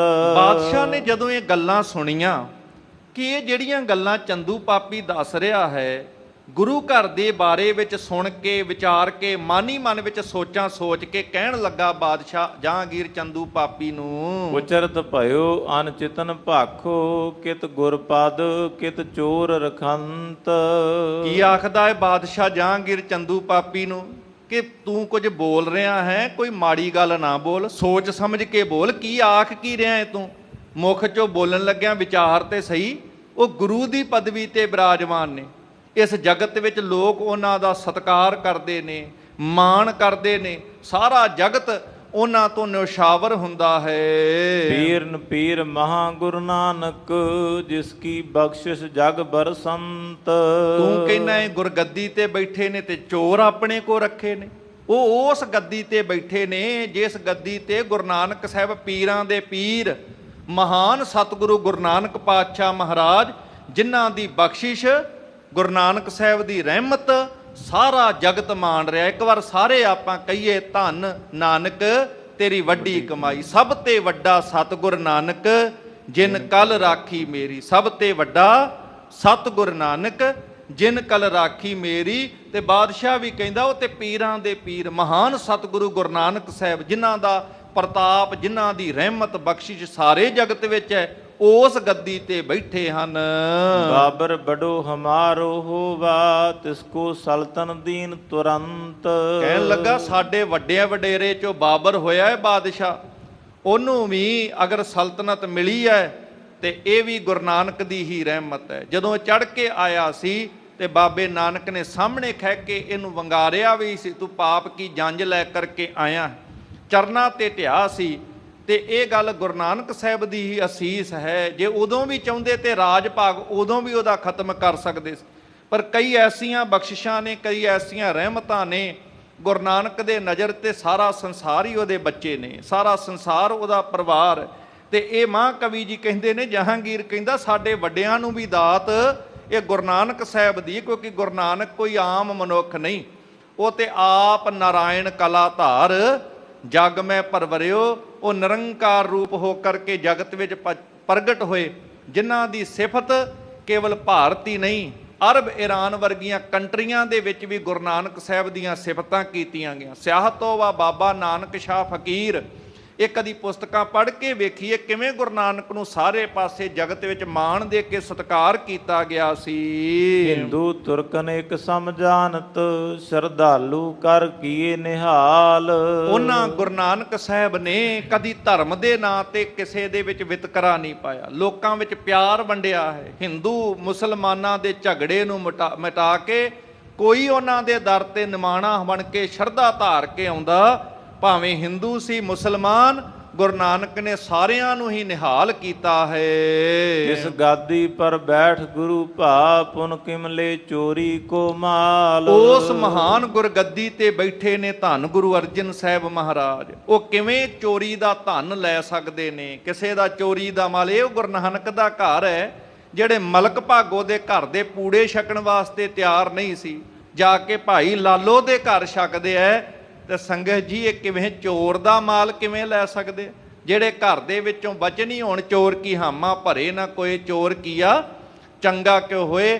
ਜਿਹੜੇ ਠੱਗਾਂ ਕੋ ਜਾ ਕੇ ਸੱਜਣ ਬਣਾਉਂਦੇ ਨੇ, ਬੰਦਿਆਂ ਨੂੰ ਮਾਰ ਕੇ ਖਾਣ ਵਾਲਿਆਂ ਨੂੰ ਸਾਧੂ ਬਣਾਉਣ ਵਾਲੇ ਨੇ, ਇਹ ਗੁਰੂ ਨਾਨਕ ਦੀ ਨਦਰੇ ਰਹਿਮਤ ਸੇ ਜਿਧਰ ਗੁਰੂ ਨਾਨਕ ਇਸ਼ਾਰਾ ਕਰ ਦਿਆ, ਜर्रे को सूरज बना कतरे को दरिया कर दिया, दैत साधु बना सज्जन भी सज्जन हो गया, अरे बंदे की बात क्या ਰੀਠੇ ਕੋ ਮਿੱਠਾ ਕਰ ਦਿਆ। ਰੀਠਾ ਵੀ ਕੌੜਾ ਮਿੱਠਾ ਬਣ ਗਿਆ ਗੁਰੂ ਨਾਨਕ ਦੀ ਸੰਗਤ ਨਾਲ। ਇਹ ਬਖਸ਼ਿਸ਼ਾਂ ਨੇ। ਤੇ ਅੱਗੋਂ ਬਾਦਸ਼ਾਹ ਕਹਿੰਦਾ ਉਹ ਤੇ ਇਹ ਗੁਰੂ ਨਾਨਕ ਦਾ ਘਰ ਹੈ, ਸਾਰਿਆਂ ਤੇ ਰਹਿਮਤ ਕਰਨ ਵਾਲਾ, ਉਹ ਚੋਰੀ ਦਾ ਮਾਲ ਕਿਵੇਂ ਲੈ ਸਕਦੇ ਹਨ। ਅਸ ਖੋਟੀ ਮਤ ਕੋ ਪਰਹਰੀਆ, ਕੈਸੇ ਚੋਰ ਰੱਖੈ ਨਿਜ ਨਾਲ। ਉਹ ਤੇ ਖੋਟੀ ਮਤ ਵਾਲਿਆਂ ਨੂੰ ਸਿੱਧੇ ਰਸਤੇ ਤੇ ਪਾਉਣ ਵਾਲੇ ਨੇ। ਇਹ ਗੁਰੂ ਨਾਨਕ ਦਾ ਘਰ ਮਾੜਿਆਂ ਨੂੰ ਸਿੱਧੇ ਰਸਤੇ ਤੇ ਲੈ ਕੇ ਜਾਂਦਾ ਹੈ, ਇਹੋ ਜਿਹੇ ਮਾੜੇ ਕੰਮ ਕਰਨ ਤੋਂ ਰੋਕਦਾ ਹੈ। ਤੇ ਫਿਰ ਚੋਰਾਂ ਨਾਲ ਕਿਵੇਂ ਉਹ ਸਾਂਝ ਪਾ ਕੇ ਉਹਨਾਂ ਨੂੰ ਆਪਣੇ ਕੋਲ ਰੱਖ ਸਕਦੇ ਹਨ। ਜਗਤ ਵਿਖਿਆ ਜਿਨ ਕੋ ਜਗ ਕਹੀਅਤ, ਤਿਨ ਕੋ ਕਮੀ ਨਾ ਦਰਬ ਵਿਸਾਲ। ਸਾਰਾ ਜਗਤ ਜਿਨ੍ਹਾਂ ਨੂੰ ਗੁਰੂ ਕਰਕੇ ਪੂਜਦਾ ਹੈ, ਜਿਨ੍ਹਾਂ ਦੇ ਦਰ ਤੇ ਅਰਦਾਸਾਂ ਕਰਕੇ ਸੁੱਖ ਆਨੰਦ ਮੰਗਦਾ ਹੈ, ਉਹਨਾਂ ਦੇ ਘਰ ਵਿੱਚ ਧਨ ਦੀ ਕੋਈ ਕਮੀ ਹੋਵੇ, ਇਹ ਹੋ ਨਹੀਂ ਸਕਦਾ। ਸੁਨ ਚੰਦੂ ਨੇ ਪੁਨ ਉਲਟਾਈ, ਜਿਮ ਤੁਮ ਕਹੋ ਹੈ ਤਿਮ ਬਾਤ। ਹੁਣ ਚੰਦੂ ਸੋਚਦਾ ਹੈ ਗੱਲ ਤਾਂ ਮੇਰੀ ਬਣਦੀ ਨਹੀਂ, ਪਰ ਹੁਣ ਅਗਲੀ ਗੱਲ ਪਲਟ ਕੇ ਫੇਰ ਅੱਗੋਂ, ਕਿਉਂਕਿ ਬਾਦਸ਼ਾਹ ਨੇ ਤੇ ਗੱਲ ਤੇ ਵਿਸ਼ਵਾਸ ਨਹੀਂ ਕੀਤਾ, ਸੋ ਗੱਲ ਵਧਾ ਕੇ ਕਹਿੰਦਾ ਨਹੀਂ ਗੱਲ ਤਾਂ ਤੁਸੀਂ ਠੀਕ ਕਹਿ ਰਹੇ ਹੋ, ਗੁਰੂ ਨਾਨਕ ਸਾਹਿਬ ਬੜੇ ਮਹਾਨ ਸਤਿਗੁਰੂ ਹੋਏ ਨੇ, ਉਹਨਾਂ ਦੀ ਬੜੀ ਵੱਡੀ ਵਡਿਆਈ ਸੀ। ਪਹਿਲੇ ਸਤਿਗੁਰੂ ਪਾਤਸ਼ਾਹ ਮਹਾਰਾਜ, ਉਹਨਾਂ ਦੀ ਵਡਿਆਈ ਜਿਵੇਂ ਤੁਸੀਂ ਕਹਿ ਰਹੇ ਹੋ, ਗੱਲ ਅਸਲ 'ਚ ਇਸ ਤਰੀਕੇ ਨਾਲ ਬਣੀ ਹੈ। ਇਸ ਬਿਨ ਪ੍ਰਥਮ ਗੁਰੂ ਜੇ ਹੋਏ, ਤਿਨ ਕੋ ਜਸ ਜਗ ਮੈਂ ਅਵਦਾਤ। ਕਿ ਗੁਰੂ ਅਰਜਨ ਸਾਹਿਬ ਤੋਂ ਪਹਿਲਾਂ ਜਿਹੜੇ 4 ਗੁਰੂ ਸਾਹਿਬਾਨ ਹੋਏ ਨੇ, ਧੰਨ ਧੰਨ ਗੁਰੂ ਨਾਨਕ ਸਾਹਿਬ ਮਹਾਰਾਜ, ਧੰਨ ਧੰਨ ਗੁਰੂ ਅੰਗਦ ਸਾਹਿਬ ਮਹਾਰਾਜ, ਧੰਨ ਧੰਨ ਸ੍ਰੀ ਗੁਰੂ ਅਮਰਦਾਸ ਜੀ ਮਹਾਰਾਜ, ਤੇ ਧੰਨ ਧੰਨ ਸ੍ਰੀ ਗੁਰੂ ਰਾਮਦਾਸ ਜੀ ਮਹਾਰਾਜ। ਪਹਿਲੇ 4 ਪਾਤਸ਼ਾਹ ਜੋ ਹੋਏ ਹਨ, ਕਿ ਉਹਨਾਂ ਦੇ ਸਮੇਂ ਤੇ ਇਸੇ ਤਰ੍ਹਾਂ ਚੱਲਦਾ ਰਿਹਾ ਹੈ। ਪਰ ਹੁਣ ਇਹਨਾਂ ਨੇ ਜਗਤ ਦੇ ਵਿੱਚ ਇਹ ਨਵਾਂ ਰੂਪ ਜਿਹੜਾ ਹੈ, ਇਹ ਨਵਾਂ ਕੰਮ ਜਿਹੜਾ ਕਰ ਦਿੱਤਾ। ਪਹਿਲੇ ਗੁਰੂ ਸਾਹਿਬ ਬਹੁਤ ਉੱਜਲ ਮਹਾਨ ਹੋਏ ਹਨ। ਇਹ ਬੜ ਕ੍ਰੋਧੀ ਲੋਭੀ ਚੰਚਲ ਨਗਰ ਨਿਕਾਸ ਦੀਨ ਬੜ ਭਰਾਤ। ਆਪਣੇ ਅੰਦਰ ਦੇ ਔਗਣਾਂ ਦੀ ਗੱਲ ਚੰਦੂ ਪਾਪੀ ਗੁਰੂ ਅਰਜਨ ਸਾਹਿਬ ਨਾਲ ਜੋੜ ਕੇ ਇਦਾਂ ਬਿਆਨ ਕਰਦਾ। ਔਗਣ ਆਪਣੇ ਹੈ ਤੇ ਦੂਜੇ ਪਾਸੇ ਫਿਰ ਪਾਤਸ਼ਾਹ ਵੱਲ ਵੇਖ ਕੇ ਕਹਿ ਰਿਹਾ ਕਿ ਇਹ ਬੜੇ ਕ੍ਰੋਧੀ ਨੇ, ਇਹ ਬੜੇ ਲੋਭੀ ਨੇ, ਚੰਚਲ ਨੇ, ਤੇ ਆਪਣੇ ਭਰਾ ਨੂੰ ਵੀ ਨਗਰ ਵਿੱਚੋਂ ਕੱਢਿਆ ਹੈ। ਆਪਣੇ ਹੀ ਔਗਣ ਜਿਹੜੇ ਨੇ ਦੂਸਰੇ ਪਾਸੇ ਥੋਪ ਕਰਕੇ ਪ੍ਰਗਟ ਕਰ ਰਿਹਾ ਹੈ। ਅਪਰ ਨਰਨ ਸੋਂਦਵੈਸ਼ ਕਰੰਤਾ ਡਰਤ ਨ ਰਚੇ ਅਨਕ ਛਲ ਘਾਤ। ਇਸ ਤਰ੍ਹਾਂ ਜਿਹੜੇ ਗੁਰੂ ਅਰਜਨ ਸਾਹਿਬ ਮਹਾਰਾਜ ਨੇ ਇਸ ਨਗਰੀ ਦੇ ਵਿੱਚ ਬਿਨਾਂ ਕਿਸੇ ਜਾਤ ਗੋਤ ਦੇ ਵਿਤਕਰੇ ਦੇ ਸਾਰਿਆਂ ਨਾਲ ਪਿਆਰ ਕੀਤਾ ਹੋਵੇ, ਜਿਨ੍ਹਾਂ ਦੇ ਬਚਨ ਹੀ ਕਹਿੰਦੇ ਨੇ ਖੱਤਰੀ ਬ੍ਰਾਹਮਣ ਸ਼ੂਦ ਵੈਸ਼ ਉਪਦੇਸ਼ ਚੌਂ ਵਰਨਾ ਕੋ ਸਾਂਝਾ। ਸੱਚ ਤੇ ਇਹ ਹੈ ਜਿਨ੍ਹਾਂ ਨੇ ਸਮਾਜ ਨੂੰ ਜਾਤਾਂ ਗੋਤਾਂ ਵਿੱਚ ਵੰਡਿਆ, ਉਹ ਗੁਰੂ ਅਰਜਨ ਸਾਹਿਬ ਦੇ ਘਰ ਦੀ ਵਡਿਆਈ ਕਿਵੇਂ ਬਰਦਾਸ਼ਤ ਕਰਨ। ਇਹ ਚੰਦੂ ਵਰਗੇ ਅਭਿਮਾਨੀਆਂ ਕੋ ਬਰਦਾਸ਼ਤ ਨਹੀਂ ਸੀ ਹੋ ਪਾ ਰਹੀ। ਇਸ ਕਰਕੇ ਵੱਲ ਛਲ ਕਰਕੇ ਬਣਾ ਕੇ ਗੱਲਾਂ ਦੱਸ ਰਿਹਾ। ਉਹ ਤੇ ਸਾਰਿਆਂ ਨਾਲ ਈਰਖਾ ਹੀ ਕਰਦੇ ਐ, ਤੇ ਛਲ ਕਰਨ ਵਾਲੇ ਉਹ ਕਿਸੇ ਤੋਂ ਡਰਦੇ ਵੀ ਨਹੀਂ ਹਨ। ਸਾਹੋ ਕਹਿਓ ਪਿਤ ਅਕਬਰ ਮੇਰੋ ਅਰਪੇ ਗ੍ਰਾਮ ਕਿਤਕ ਤਿਨ ਪਾਸ। ਤੇ ਜਹਾਂਗੀਰ ਸਾਰੀ ਗੱਲ ਸੁਣ ਕੇ ਕਹਿੰਦਾ ਕਿ ਮੇਰਾ ਪਿਤਾ ਅਕਬਰ ਤੇ ਇਸ ਘਰ ਦਾ ਬੜਾ ਸ਼ਰਧਾਲੂ ਹੈ, ਹਮੇਸ਼ਾ ਹੀ ਉਹਨਾਂ ਦੇ ਦਰ ਤੇ ਬਹੁਤ ਕੁਝ ਦਾਨ ਕਰਨ ਵਾਸਤੇ ਤਿਆਰ ਰਹਿੰਦਾ ਸੀ। ਲਵਪੁਰ ਮੈਂ ਚਲ ਅਬ ਸੁਧ ਲੈ ਹੈ ਖਰਚ ਵਿਸਾਲ ਜੀ ਭਇਓ ਆਵਾਸ। ਕਿ ਉਹਨੇ ਤੇ ਬਹੁਤ ਕੁਝ ਭੇਟ ਕਰਨ ਦਾ ਯਤਨ ਕੀਤਾ। ਗੁਰੂ ਘਰ ਦੇ ਵਿੱਚ ਆ ਕਰਕੇ ਜਗੀਰਾਂ ਵੀ ਲਾਉਣ ਦੇ ਵਾਸਤੇ ਉਹਨੇ ਬੇਨਤੀਆਂ ਕੀਤੀਆਂ। ਇਹ ਤੇ ਗੁਰੂ ਨਾਨਕ ਦਾ ਘਰ ਹੀ ਸੀ ਜਿਹੜਾ ਕਹਿੰਦਾ ਇਹ ਤੇ ਸੰਗਤ ਦਾ ਦਰ ਹੈ, ਇਹਨੂੰ ਜਗੀਰਾਂ ਦਾ ਚੱਕ ਨਹੀਂ ਫਕੀਰਾਂ ਦਾ ਹੀ ਚੱਕ ਰਹਿਣ ਦੇ। ਵੱਖਰੀ ਗੱਲ ਉਹਨੇ ਆਪਣੀਆਂ ਭੇਟਾਵਾਂ ਆਪਣੇ ਢੰਗ ਦੇ ਨਾਲ ਕਈ ਵਾਰ ਅਰਪਣ ਕਰਨ ਦਾ ਯਤਨ ਕੀਤਾ ਹੈ। ਇਹ ਇਤਿਹਾਸ ਦੇ ਵੱਖਰੇ ਪੱਖ ਹੈ। ਪਰ ਜਹਾਂਗੀਰ ਕਹਿੰਦਾ ਮੈਂ ਜੇ ਜਾ ਕੇ ਆਪਾਂ ਚਲੋ ਲਾਹੌਰ ਜਾ ਕੇ ਬੈਠ ਕੇ ਵਿਚਾਰ ਕਰਾਂਗੇ ਕਿ ਇਹ ਖਰਚਾ ਕਿਤੇ ਗੁਰੂ ਘਰ ਦਾ ਜ਼ਿਆਦਾ ਤੇ ਨਹੀਂ ਵੱਧ ਗਿਆ ਹੈ। ਦੇਹ ਅਪਰ ਕੁਛ ਅਰਪ ਤਿਨੋ ਢਿਗ ਚੋਰੀ ਬਰਜੈ ਨੀਕ ਨਾ ਤਾਸ। ਤੇ ਜਾ ਕਰਕੇ ਫਿਰ ਇਹਨਾਂ ਨੂੰ ਕੋਈ ਪਿੰਡ ਆਦਿਕ ਭੇਟਾ ਕਰਾਂਗੇ ਤਾਂ ਕਿ ਇਹ ਚੋਰੀ ਵਾਲਾ ਕੰਮ ਜਿਹੜਾ ਨਾ ਹੋ ਸਕੇ, ਕਿ ਇਸ ਤਰ੍ਹਾਂ ਚੋਰ ਆਦਿਕ ਨਾ ਰੱਖਣੇ ਪਏ। ਕਿਉਂਕਿ ਜਦੋਂ ਕੋਈ ਕੰਨ ਭਰਦਾ ਹੈ ਉਹਦੇ ਕੰਨ ਭਰਨ ਤੇ ਕੁਝ ਨਾ ਕੁਝ ਅਸਰ ਪੈਂਦਾ। ਅਜੇ ਤੱਕ ਉਹ ਪੂਰੀ ਤਰੀਕੇ ਨਾਲ ਚੰਦੂ ਦੀਆਂ ਗੱਲਾਂ ਵਿੱਚ ਫਸਿਆ ਨਹੀਂ ਹੈ। ਅਬ ਤਾਂ ਚਲੋ ਵਿਪਾਸਾ ਉਤਰੋ ਪਾਰ ਕਰੋ ਡੇਰਾ ਨਿਸਬਾਸ। ਚਲੋ ਹੁਣ ਆਪਾਂ ਦਰਿਆ ਪਾਰ ਕਰੀਏ ਤੇ ਅਗਲੇ ਥਾਂ ਤੇ ਵੱਖਰਾ ਆਪਣਾ ਪੜਾਅ ਕਰਨਾ ਕਰੀਏ। ਇਸ ਤਰ੍ਹਾਂ ਕਹਿ ਕੇ ਚੰਦੂ ਦੀਆਂ ਗੱਲਾਂ ਨੂੰ ਨਜ਼ਰਅੰਦਾਜ਼ ਕਰਕੇ ਬਾਦਸ਼ਾਹ ਨੇ ਕਾਫਲਾ ਅੱਗੇ ਚਲਾਉਣ ਦੀ ਗੱਲ ਕਰ ਦਿੱਤੀ ਹੈ।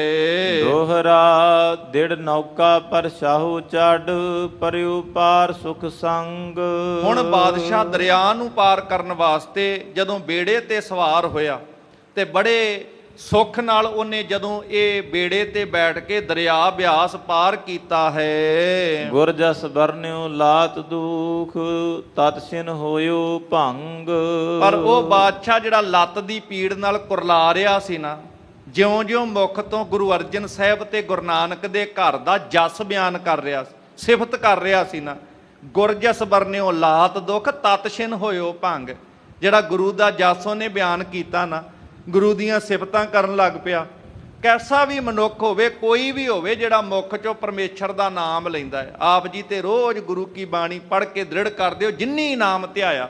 ਇਹ ਜਿੰਨੀ 'ਚ ਸ਼ਰਤ ਕੋਈ ਨਹੀਂ ਕਿ ਕਿਹੜਾ ਜਪੇ ਤੇ ਕਿਹੜਾ ਨਾ ਜਪੇ, ਹਿੰਦੂ ਹੈ, ਮੁਸਲਮਾਨ ਹੈ, ਸਿੱਖ ਹੈ, ਗੈਰ ਸਿੱਖ ਹੈ, ਔਰਤ ਹੈ, ਮਰਦ ਹੈ, ਕੌਣ ਹੈ, ਬੱਚਾ ਹੈ, ਬੁੱਢਾ ਜਵਾਨ ਹੈ, ਕੌਣ, ਕਿਸੇ ਦੀ ਗੱਲ ਨਹੀਂ। ਜਿੰਨੀ ਨਾਮ ਧਿਆਇਆ ਗਏ ਮਸ਼ੱਕਤ ਘਾਲ ਨਾਨਕ ਤੇ ਮੁਖ ਉਜਲੇ ਕੀਤੀ ਛੁੱਟੀ ਨਾਲ। ਦੁੱਖ ਰੋਗ ਸੰਤਾਪ ਉਤਰੇ ਸੁਣੀ ਸੱਚੀ ਬਾਣੀ। ਤੇ ਨਾਮ ਦੀਆਂ ਵਡਿਆਈਆਂ ਨੇ।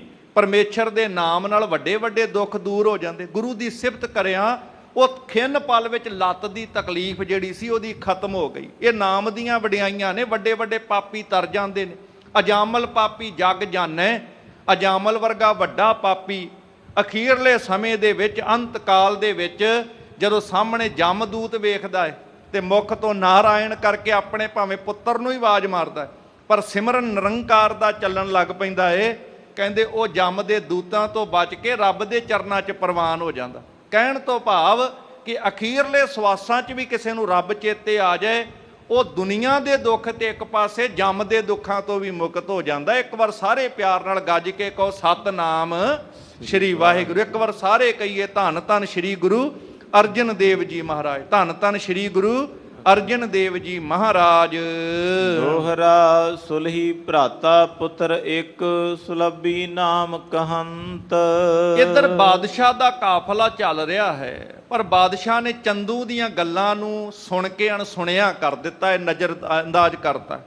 ਹੁਣ ਚੰਦੂ ਪਾਪੀ ਸੋਚਦਾ ਮੈਂ ਕਿਹੜਾ ਹੀਲਾ ਵਸੀਲਾ ਵਰਤਾਂ ਗੁਰੂ ਅਰਜਨ ਸਾਹਿਬ ਪਾਤਸ਼ਾਹ ਦੇ ਪ੍ਰਤੀ ਕੋਈ ਕਿਸੇ ਤਰੀਕੇ ਨਾਲ ਹਮਲਾ ਕਰਵਾਵਾਂ।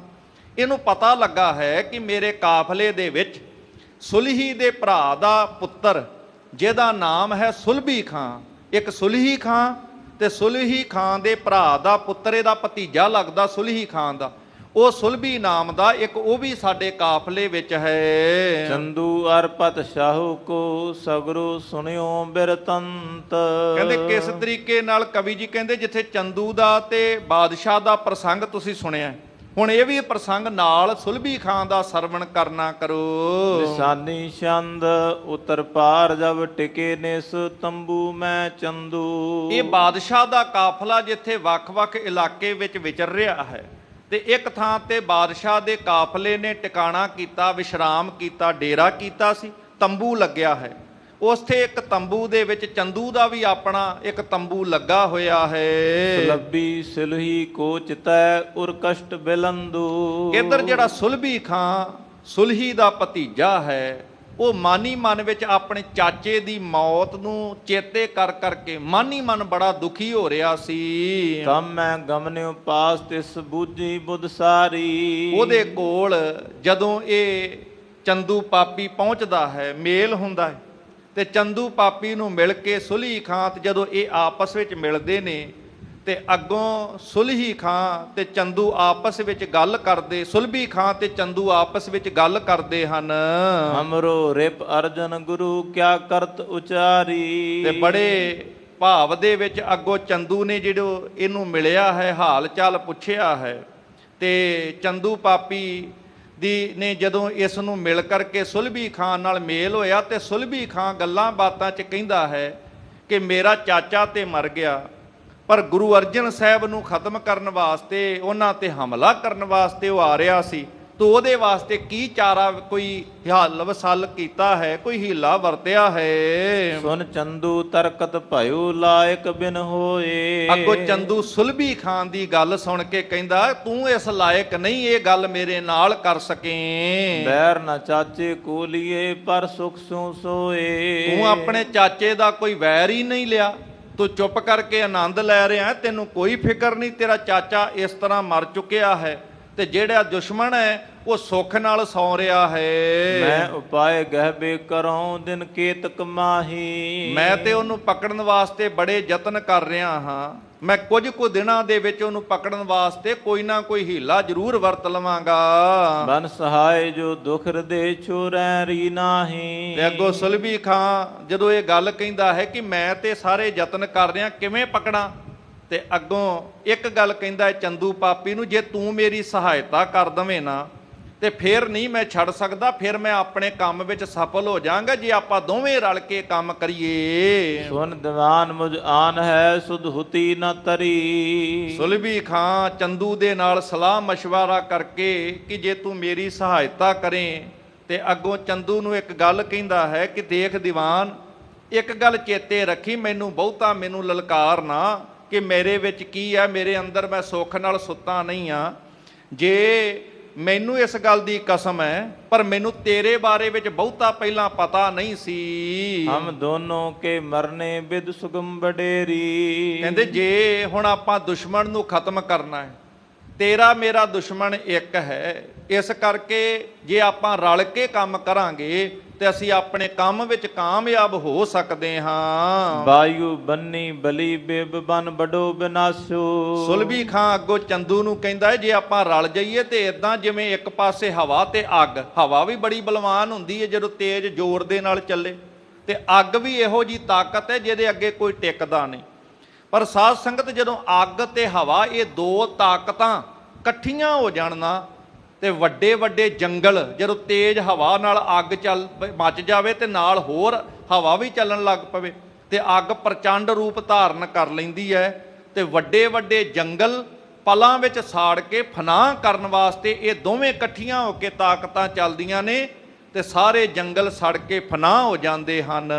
ਹੁਕਮ ਦਿਵਾਵੋ ਸ਼ਾਹੂ ਤੇ ਗੁਰ ਜਾਓ ਅਵਾਸੈ। ਕਹਿਣ ਲੱਗਾ ਤੁਸੀਂ ਬਾਦਸ਼ਾਹ ਦੇ ਕੋਲ ਕਿਤੇ ਮੇਰੀ ਗੱਲ ਕਰਕੇ ਬਾਦਸ਼ਾਹ ਦੇ ਕੋਲੋਂ ਦੀਵਾਨ ਜੀ ਮੈਨੂੰ ਹੁਕਮ ਦਿਵਾ ਦਿਓ ਤੇ ਵੇਖਿਓ ਫਿਰ ਕਿਸ ਤਰੀਕੇ ਦੇ ਨਾਲ ਮੈਂ ਕਾਰਜ ਕਰਦਾ, ਗੁਰੂ ਘਰ ਜਾ ਕੇ ਹਮਲਾ ਕਰਦਾ ਹਾਂ। ਪਹੁੰਚਤ ਪੁਰ ਮੈਂ ਪਕਰਹੁ ਕਾਰ ਗੈ ਪਾਵੋ। ਜਿੱਦਾਂ ਹੀ ਮੈਂ ਗੁਰੂ ਕੀ ਨਗਰੀ ਪਹੁੰਚਾਂਗਾ, ਇਹ ਸੁਲਭੀ ਖਾਂ ਕਹਿ ਰਿਹਾ ਹੈ ਚੰਦੂ ਦੀਵਾਨ ਪਾਪੀ ਨੂੰ ਕਿ ਮੈਂ ਗੁਰੂ ਨਗਰੀ ਵਿੱਚ ਪਹੁੰਚ ਕੇ ਸਤਿਗੁਰਾਂ ਨੂੰ ਗ੍ਰਿਫਤਾਰ ਕਰ ਲਵਾਂਗਾ। ਨਿਸ ਮੈਂ ਏਕਲ ਕੋ ਕਰਉ ਧਰ ਸਿਰ ਉਤਰਾਵੋ। ਤੇ ਜਦੋਂ ਮੈਂ ਪਕੜ ਲਵਾਂਗਾ ਤੇ ਉੱਥੇ ਕਿਤੇ ਇਕੱਲਾ ਵੇਖ ਕੇ ਮੌਕਾ ਵੇਖ ਕੇ ਸਿਰ ਤੇ ਧੜ ਅਲੱਗ ਕਰ ਦਿਆਂਗਾ।